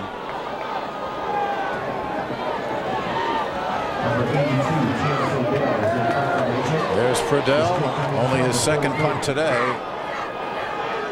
Franceschi is the single back at his own 13-yard line for the Hilltoppers.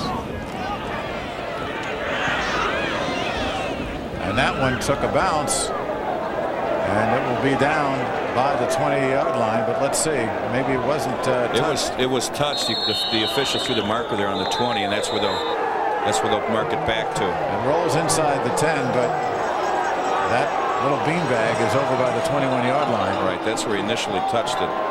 Once that player from the kicking team touches it, that ball's dead.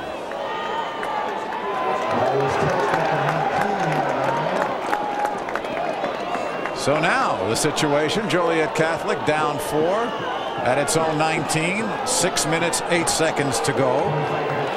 A lot of time, but I think they're going to have to loosen it up a little bit, try and get the quarterback outside and try to get outside the tackles. Larson goes over right tackle, gets about 8 yards near the 30-yard line. Wheaton Central or Wheaton South making the stop with Kerry Hayden and a host of friends. It's not he's just cutting back right here, looking for a place to run. He's got good momentum working upfield. Notice how those shoulders keep going north and south. That's the key to an outstanding runner. Clock is running with under 5.5 to go. Second down, called a long one. And straight ahead, and second effort gets the first down for Matt Larson.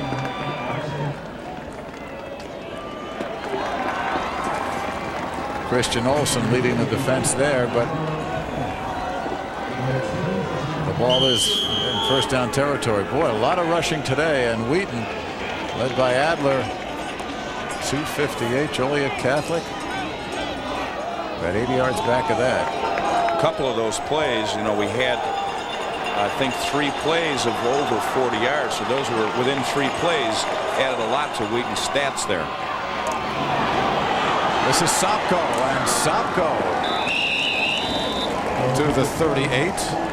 Pickup of 8.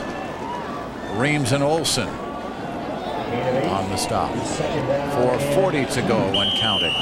Joliet Catholic with the ball, down 4. Sorry, Jack. Sopko is the heir apparent to Matt Larson. He's a junior, 190-pounder, and he seems to have a little more speed and a little more open field running ability than Matt Larson.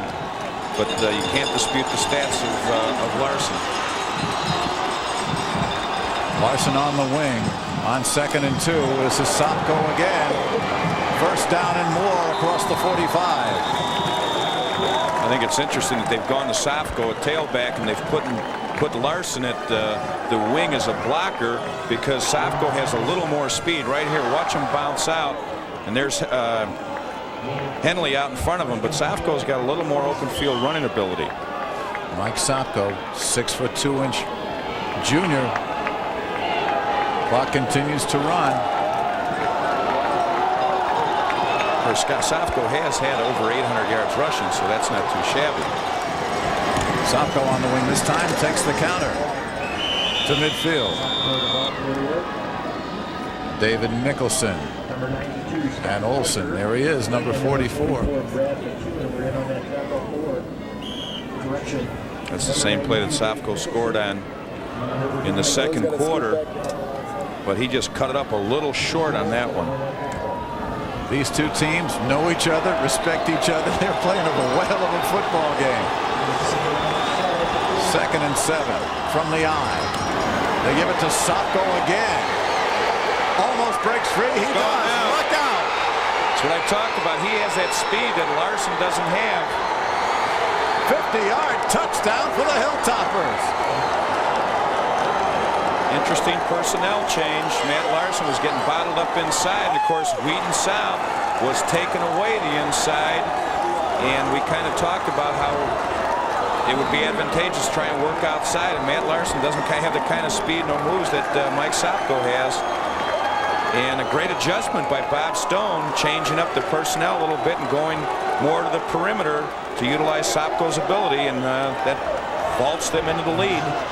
Second touchdown of the half for Sopko. Cherry the extra point. Flag goes down. Kick is good. It's going to be against Joliet Catholic. But it goes against the Hilltoppers, and we'll see what the call is. I think we had movement. They weren't ready when the holder accepted the snap.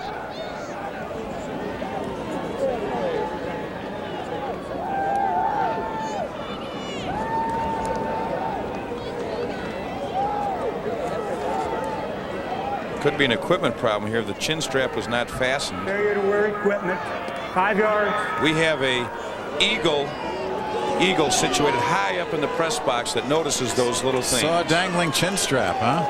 The old dangling chin strap. Now, it would be amazing if this had an effect on the outcome of the ball game.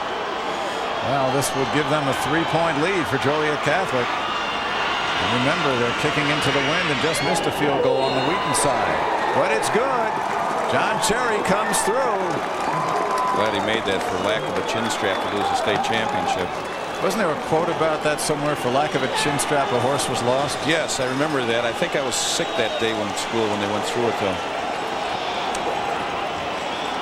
Now let's take a look at the touchdown. No, let's take a look at the extra point again. And they're coming hard for it. They know that that was a big extra point. Here's Sopko now on this run. It's a toss outside. You can see that Henley and the guard, he just kicks out and the guard turns up, but just a great cutback right here. That's just an outstanding run. And here's the speed that he has that Matt Larson does not have. He's had a big game, his second touchdown. All right. There is still 3:16 left to go. And again, you're talking about a similar situation on the Wheaton side with Bob Nelson and Phil Adler. Nelson, the explosive back, the play breaker, the guy who can go 90 yards at a clip and has done it, or just about today. They're going to get another chance right here with Van Tassel kicking off to Nelson in the middle of the 3 deep backs. The difference in these last 3 minutes, though, is going to be Ben Class, the quarterback, because he's thrown for 1,000 yards. So they have the passing game that Joliet Catholic really hasn't used most of the year. So good kick to McLeod with the win. He's inside his 10, gets a good block and brings it up still short of the 20 to the 16-yard line. This place is electric right now. Absolutely electric. My hair is standing on end. Sean Kennedy, number 22, making the big hit for the Hilltoppers. Jack. Take a look here at Mark Day again, who's been all over the field. 6'4", 220-pound All-Stater, and you can see why he is. Great hustling, just gets knocked off at the last second. They got a long road ahead of them here to win the state championship. Well, they've got to go 83 yards in under 3 minutes. They come up with receiver split left and right. Class pitches out. And Nelson, what a shot he takes. Quickly to Joe Passion. One of the things about the Joliet Catholic defense, as you saw there by that great play by Talbot, and that is the defensive coordinator, Corey McLaughlin, very superstitious guy. You see him looking down at the turf a lot while he's walking along the sideline because he looks for lucky coins. If he finds one, he feels that's what leads him to victory. Right now, his defense is on the field to do just that. Pickup of 7, a quick hitter to Adler, and Adler finds nothing and then turns around and picks up the first down. It's amazing the tempo has really picked up for both teams. They're really intense down there, and it just seems as if the defense of Joliet Catholic is just really fired up right now. Perrieux and Allen. There's Eric Perrieux, number 50. Joliet Catholic sideline. Clock now at 2:44, and they stop it momentarily while they move the chains. We're going to see more of Nelson now in Class. We're going to see more of that because they're definitely going to have to open it up. Ben Claus, 5'11" quarterback, has passing yardage. Only 1 completion today. Has only tried to throw once. Now they wind the clock. 43 and counting. Sentimental favorite, obviously, is Wheaton South, having been here for the 3rd time and looking for the first championship. Joliet Catholic has already had 8 of them or 6 of them. So. Loss after the play fake. Still looking, being chased by Day. And down he goes with Perrieux putting on the capper, but it was Mark Day who made the play, of course, along with the secondary that bottled up the receivers for Wheaton. Mark Day has great mobility out there for a big man, 6'4", 225. And he did not get out of bounds, so the clock continues to run now. We're 2nd and 12 after the loss at 2 minutes exactly. This is where those timeouts really hurt. And they only have 1 left over on the Wheaton side. 2nd down, they throw quickly. Ryan Martin trying to get out of bounds, cannot do it, and he is well short of a first down. It'll be 3rd and 5. John Fitzgerald doing the good play for Joliet Catholic. The senior keeping the receiver in bounds on the tackle. There's the clock. We mentioned at the time how important those timeouts were, and it really is coming into effect right now. Quickly, they're trying to get players on and off the field for Wheaton. Here's the pitch, and Nelson's got no place to go. It's going to be 4th down with about 2 left. And now they take their last time out. I don't know why he didn't go out of bounds or throw an out route or something that would stop the clock. John Thorne has got to be seeing demons. He's been down this road 3 straight years. Last year he had it won until the final 40 seconds. This year he had the lead into this quarter. He had a 14-0 lead, and then bang, bang, 2 turnovers put the opposition back in the game. But you know, I've got to say this in defense of Wheaton South.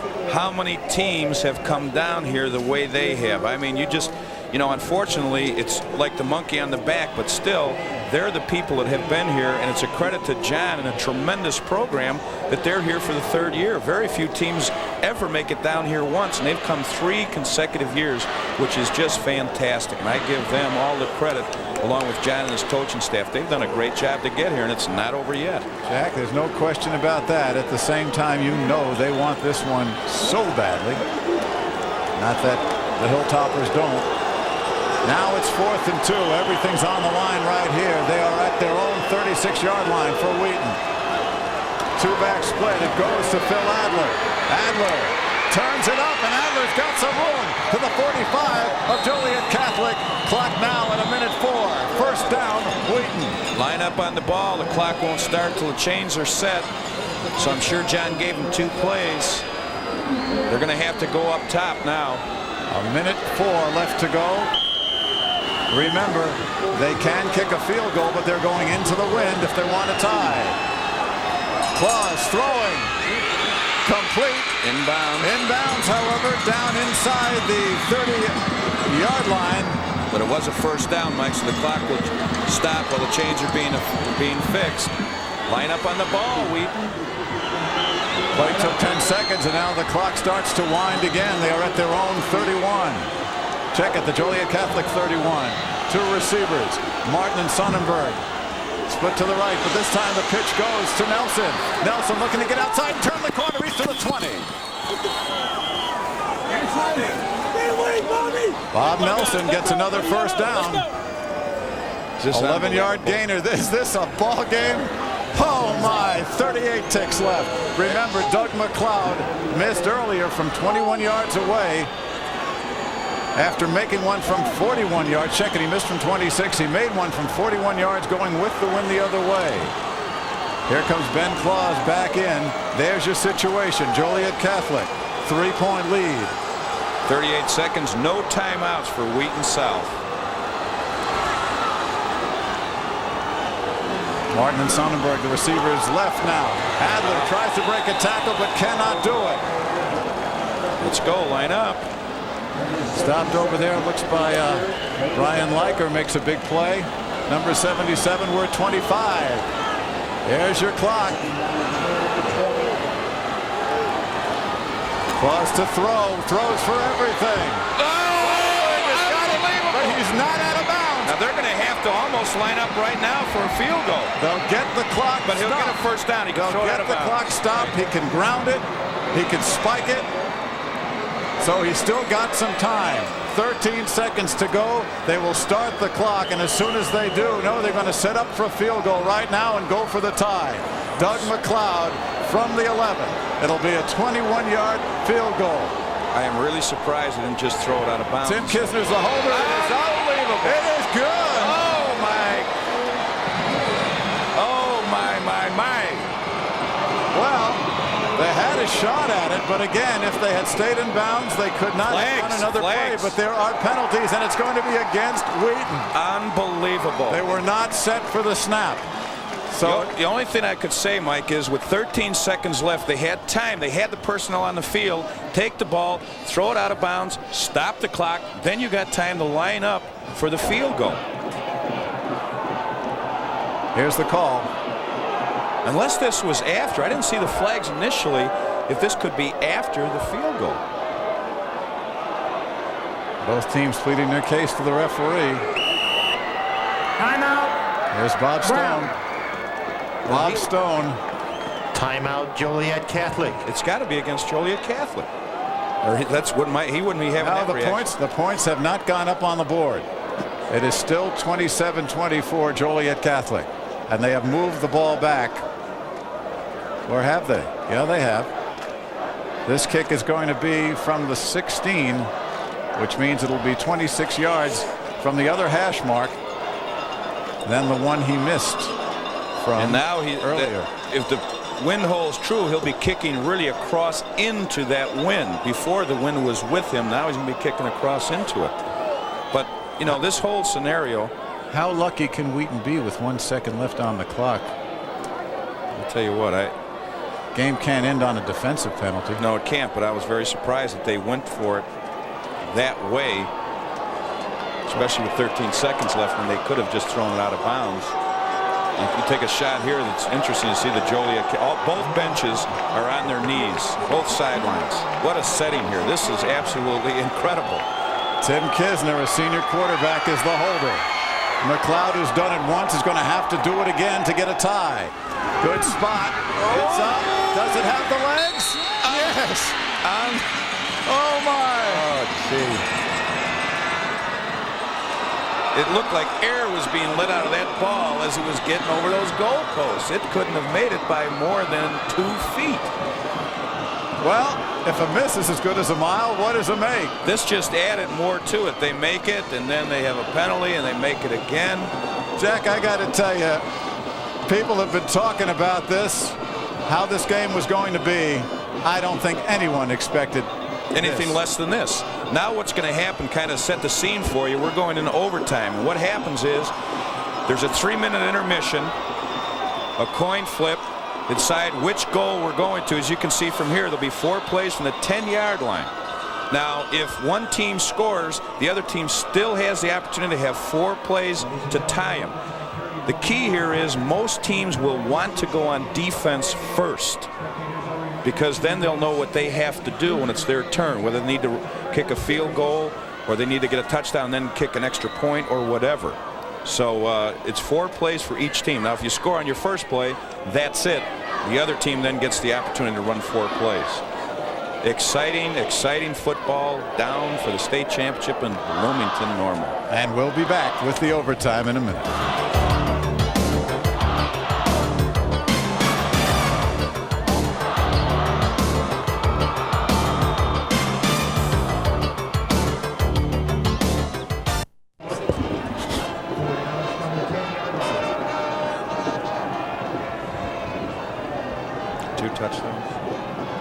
All right, we are back, and it is overtime. A last-second, literally last-second field goal by Wheaton Warrenville South. Doug McLeod has tied it. We are ready for the overtime. Let's go down to Joe Passion. Joe? Well, Mike and Jack, as you had mentioned earlier, Joliet Catholic coaches here on the near sideline have said if they win the coin flip, they will go on defense. If they have to go on offense again, they will score a touchdown. That's the whole idea of it, and they hope to do it the same way they have been scoring all afternoon. Larson and stop-go, depending upon the formations that they line up with on short yardage situations. And I would imagine that John Thorne and his coaching staff are thinking very similar on the opposite sideline. Hey, Joe, can you hear me? Yes, I can. What was the scene down there? What was the feeling? You were standing on one sideline looking over to the other. What was it like when that last kick went up? Well, the interesting thing is Coach Bob Stone and much of his coaches were back here on the benches by themselves, the players silently kneeling down on the near sideline. And as you described, almost exactly what Wheaton Central, or Wheaton North, or Wheatonville, as I like to call them, were doing on the opposite sideline. They were all just waiting and waiting for it. And I think you accurately described, too, that very vicious crosswind. That was a courageous, courageous kick. All right, thank you, Joe. Let's take a look at the coin toss here. Again, this is not like the pros. We don't play in just first team to score. Each team will get a chance, and there's last licks, if you will. Right, and if it's tied after that, there'll be a 1-minute break, and they'll do it again. Each team will get an additional timeout. Joliet, I think, lost the coin flip here, just by the reaction. Both these guys, both these coaches, Bob Stone and John Thorne, have just done a fantastic job with these teams. Wheaton is pointing to the north goal, and that's the goal where the wind is blowing toward. Joliet Catholic wins the toss. Well, it could be. You know, we didn't see Joliet Catholic. No, they just won the toss. Go on defense. They wanted to be on defense. They will, so they're going to know what they're going to have to do.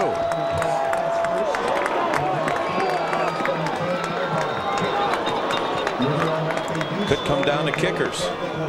Well, John Cherry has kicked 3 field goals, got a 33-yard long one, and that'll probably add about 5 with the wind in that direction today. Coming into today, McLeod 7 for 8 from the field, from field goal range, and of course 2 out of 3 today. So we've just given you the setup on both the kickers. But when you're down here, Mike, it's not so much a field goal as it is an extended extra point in most cases, and the accuracy of that would definitely have to go in Wheaton Central's favor when it comes to the kicking game. Not so much long field goals, which I consider anywhere, 10, 15 yards and out. But really here, when you're down in the overtime situation, it's really who's most accurate in within 20, 25 yards, right? And that's starting to go with Wheaton. All right, Wheaton will run their 4 plays. Again, this is a high school overtime situation. 4 plays from the 10. If you score, you can try for 1 point, 2 points, try to kick a field goal, and then the other team will have a chance to come back, tie or win. And this really plays, both these teams are strong inside games, so. Matt Price making the stop. After the fact, Mike, we probably should have mentioned it earlier, how important that very first play is to get some good yardage, which is what he just got there, about 5 yards. Just that power toss that they ran their first touchdown for. They've got Johnson, normally an end, in the backfield. 3 backs. On 2nd down, they go the other way with Adler. Picking his holes. Touchdown. All right, now you go for 1, you go for 2. Go for 1. Why, Coach? Take a sure thing. They've got the good kicker. They've already scored. There's really no pressure on them now from the standpoint they scored 6. The pressure is going to be on Mount Carmel to score. Obviously, they're not going to be able to kick a field goal. So I'd be going for just kick the extra point. All the pressure's on Bob Stone and the Hilltoppers. McLeod will attempt this extra point. And no, in case you're wondering at home, Joliet does not have to score in two plays. So the stage is set. We know to say anything but it's over. Absolutely. John Thorne has seen this game come to him, slip away, has seen championships come to him and slip away. What will this next series bring? Joliet Catholic will be going on offense down 7 as we look at the touchdown. Toss right, toss left, and you still come down to your money ball player, Adler, finding those seams and coming back inside. 2 plays to go 10 yards and a touchdown. 34-27. The Hilltoppers are already on the field. You look at John Thorne.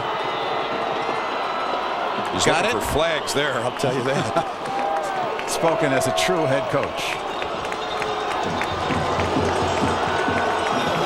All right, here come the Hilltoppers. Chodorowski has got, once again, Larson on the wing. And they give it to Sopko, and Sopko gets again similar yardage, about 5. Interesting, they did not have Larson at tailback. They're going with Sopko at the tailback spot, but he made the big runs when it counted. Now they might go back with the shorter yards. They might go back to Larson, who's more of a power runner. Again, we mentioned that first play is so very important. Sopko is still at tailback. Larson's on the wing. 2 receivers left. Fitzgerald and McEwen. Big stop on Larson, driven back by the defense. Short of the line of scrimmage. Chodorowski coming over and talking to Bob Stone. It will be 3rd down. They have 7 to go. A field goal will do them no good. They must score and get the conversion. There is nobody at Hancock Stadium on either side sitting. Including us. All right, 3rd and 7. Ends are in tight. He's got a man open. He's wide open. Fitro all alone. Oh, Lordy. Tight end, bootleg pass. Kevin Fitro. Great call. Great call. Great execution. Now, what? 1. Right at this point, I'd kick it. Bob Stone has the choice here. Do you go for the single extra point or do you go for two? And he has made that choice. John Cherry's on the field. And he will attempt the conversion. But this, you know, the snap's got to be good. The hole's got to be good. The kick's got to be good. It's not a given in high school football. Right here it is.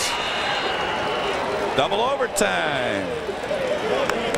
Oh, my, my.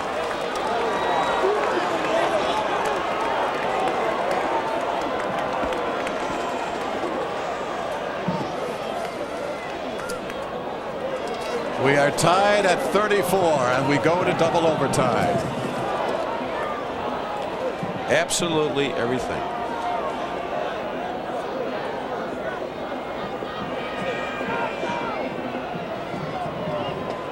Bob Stone and John Thorne together.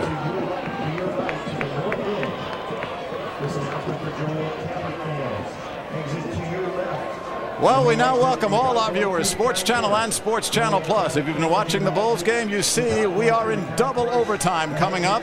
Wheaton, Warrenville South, Joliet Catholic, the state Class 5A championships. It has been an incredible ball game, need we tell you. I'm Mike Lederman, along with the coach, Jack McInerney.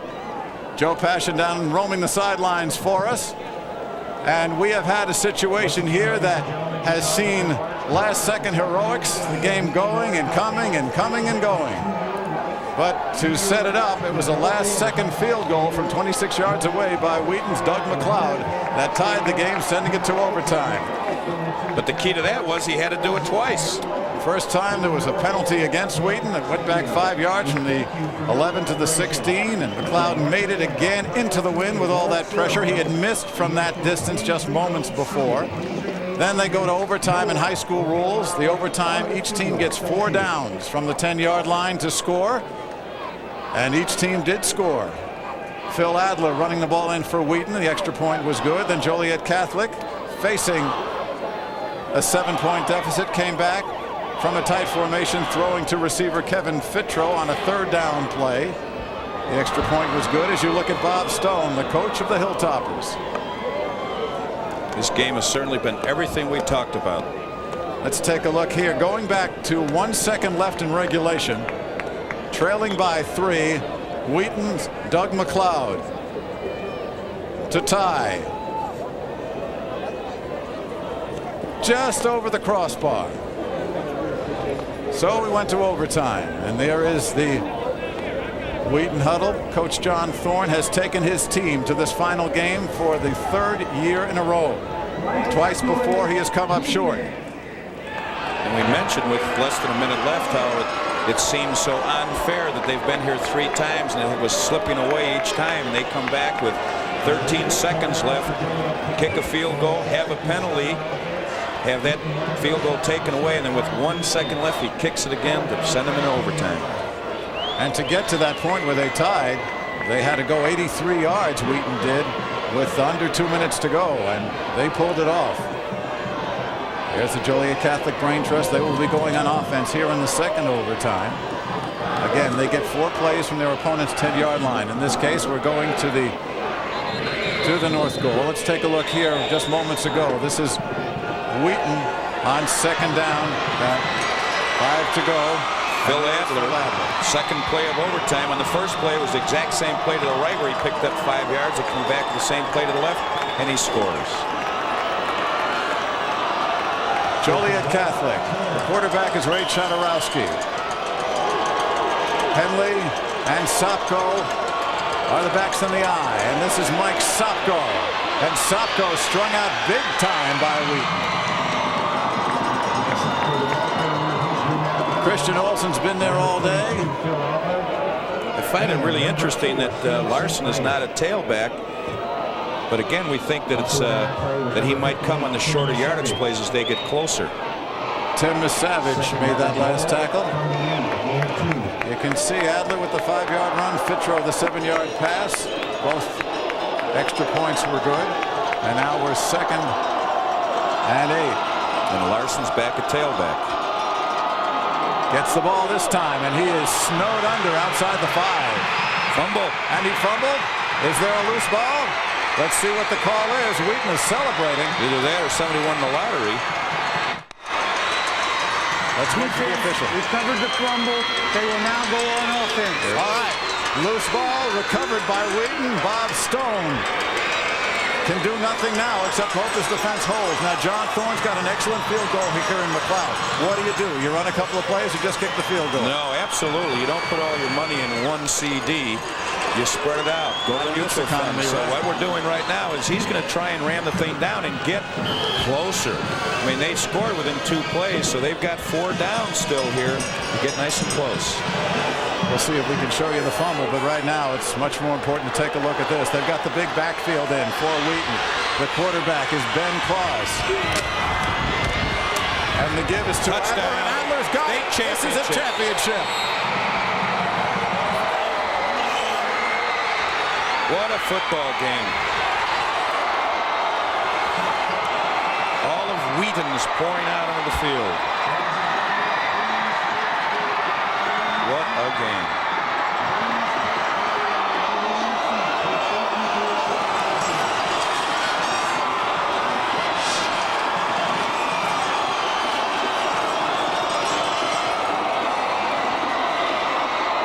It has to go down as one of the outstanding games of any kind, anywhere. Joliet Catholic, it's a good thing those heads are up because they should be nowhere but. They have absolutely nothing to be ashamed of. But you must say, at least if you're sentimental, as a lot of us here are, third time for Wheaton is the charm. That's a great shot right there. We talked about how these two teams knew each other. They played each other in the semifinal last year, how they respected each other, how the coaches are friends. That shot told it all.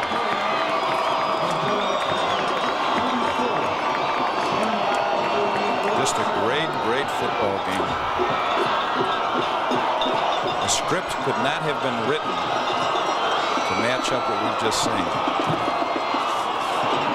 Bob Stone has won state title. He got that in 1990. And now the guys in the white, black, and orange have one they will never forget.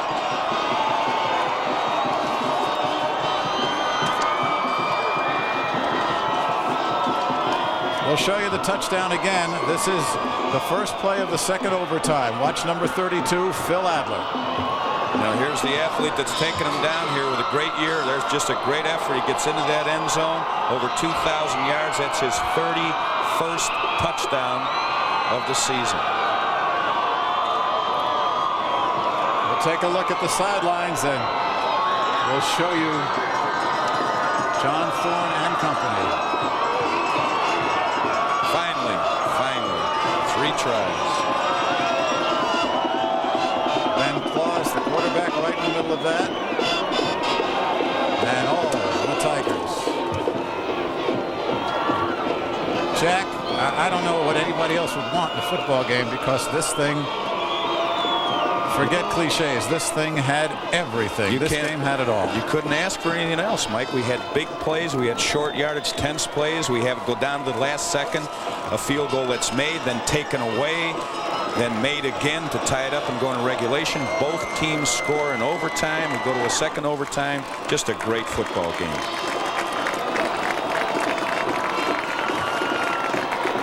Teams are shaking hands.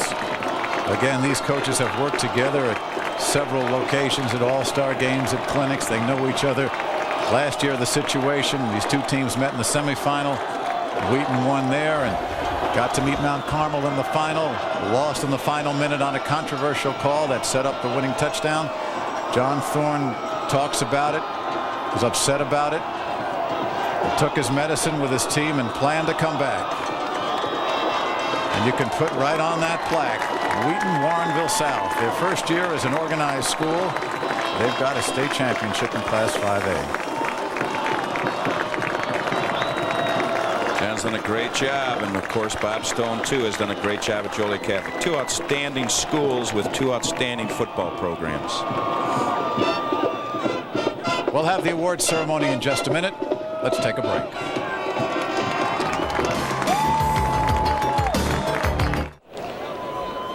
Back at Hancock Stadium on the campus of Illinois State University, this has been a game that anyone who took part in it and anyone who saw it is going to remember for many years to come, Jack. Double overtime.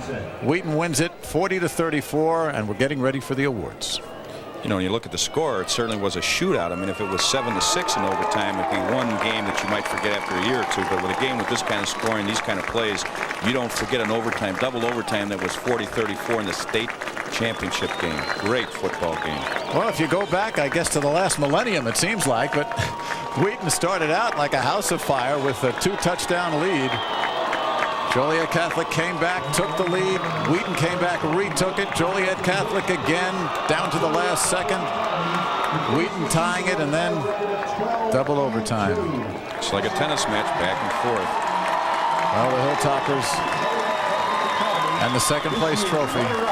Very physical game. Some great tackling, great blocking. And a lot of folks were concerned about the generally downsized linemen on the defensive line for Wheaton, but in the end, they were the ones who made the big plays.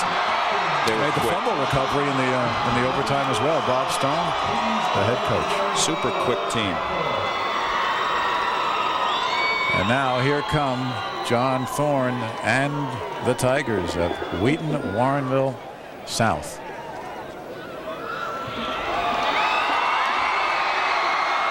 Their fans are on the far side of the field, and they're delirious. Very quiet folks here on the near side, as you might expect. A tremendous respect between the two after a game like this. They were still helping each other up in the fourth quarter. We were helping each other up in the booth here. This was quite a game. Well, halftime. A lot of heroes, you know, Mike? Yeah. A lot of heroes. And no goats, really. No goats. This was a game that just was a slugfest and took every bit of ability on both sides, and the old story about one team has to win. The other team was not embarrassed. 17-13 Wheaton, the score at half. And the overtime, going into overtime, 27 all. And in the second overtime, Phil Adler with the touchdown. The win for Wheaton.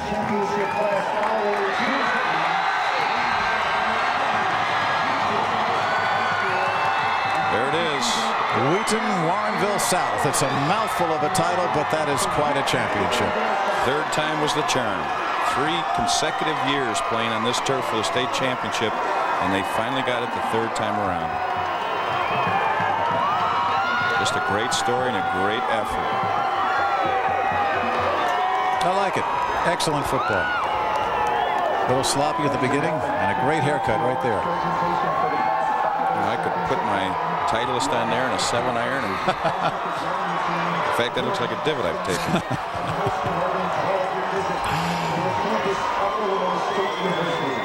We'll talk to John Thorne in just a minute. Let's take a break right now.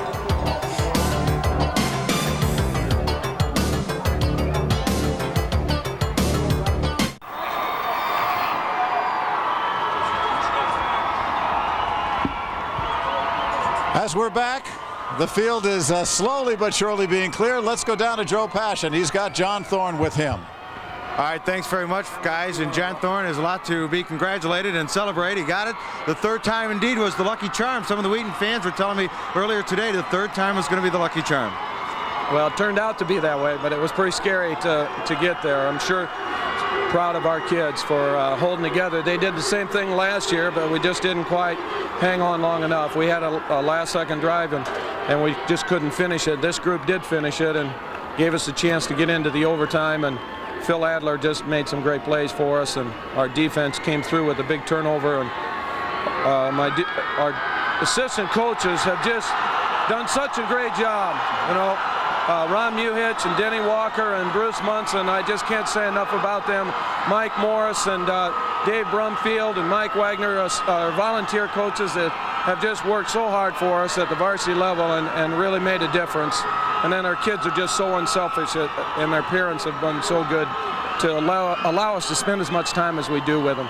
You burned out a couple of timeouts early in the game, and that must have burnt you out toward the end of the game because you're just able to get that big play, setting up the game-tying field goal to send it into overtime. Yeah, if their head coach had any brains at all, we might be a little bit better football team, but those things happen sometime, and thank goodness the kids were able to overcome. That was probably a mistake on my part for not getting something in quicker, and we felt we really needed to score on that earlier drive, and we just didn't want to have a mistake down there, and so we used the timeouts. We're going to look here at our TV monitor, and we're going to have a chance here to, actually we're not going to see our TV monitor, on that last play. Let's talk about it though. In the second overtime, that you got the big play up there, and then after the fumble we're able to score, and it just seemed like things started to roll your way, although not till the final stages of the game. Well, that's true. They came out. They're a great second half football team. They've done so well against everybody in the second half, and we knew that, and we thought we were in good position, and all of a sudden they broke a run down their sideline here and got the score, and made life really tough. But we talked for a long time about whether to go ahead and kick the field goal immediately after the fumble or try to run a play, and it's so fitting that Phil Adler, our All-Stater, got a chance to put that one in the end zone because he's done everything for us all year anyway, so I'm glad we ran the ball. Adler played a great decoy early on, and Nelson really came up and showed us a lot of what we're going to see a lot more of, I would imagine.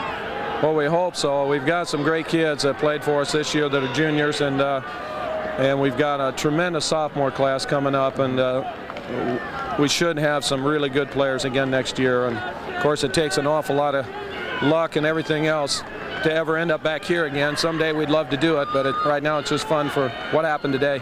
One last quick thing, you have not hit it in the past. These last two final losses you've taken against a great team in Mount Carmel. Nonetheless, it burnt you, you stayed with it, and you really got these kids to come back. That's got to be very fulfilling for you personally, although I know you want to throw it on the kids, but for you personally, tell us about it.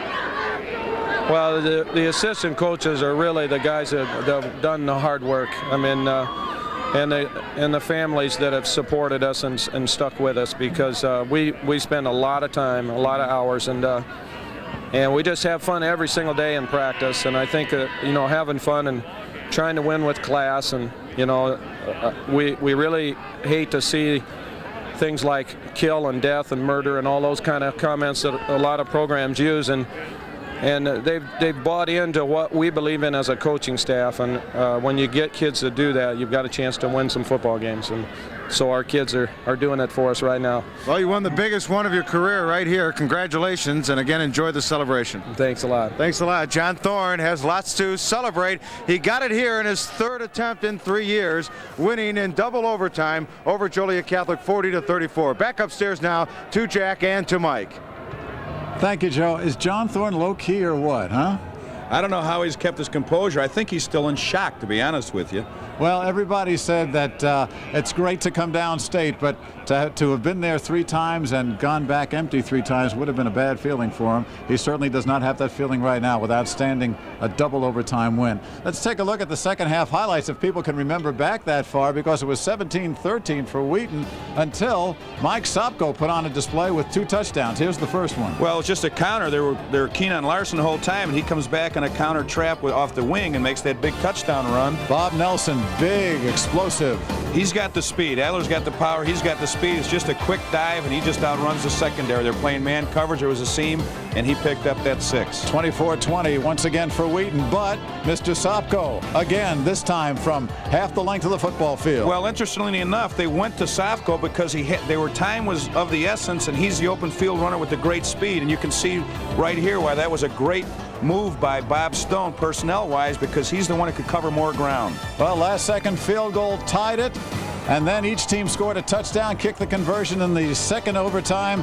In the first overtime, here's the winning touchdown in the second overtime. Who do you think that is? I kind of guess it's Phil Adler. Big touchdown run, 2,000 yards, 31st touchdown of his career. That's a career for most. For his senior year, 31st touchdown, great football game, just outstanding. Well, it went that way, and Adler is celebrating. Wheaton South is celebrating. The fans, nobody got cheated for this one, Jack, not for a second. Well, I'll tell you what, I can't believe that I got in free to see a game like this. Fantastic. Yeah, that's true. And the whole tournament has been that way. 1, 3, and 5. All the games that we've covered here, we hope you've enjoyed, because every one has had its own thrills. I don't think we're taking anything away from 1 and 3, but nothing beats what we just saw now. Absolutely an incredible game. We've got another great one coming up. All right, we've got another one coming up, and we'll tell you about that in a second. Today's game has been produced and directed by Bob Albrecht. Remote facilities provided by Trio Video of Chicago. Executive producer for Sports Channel is Greg Bowman.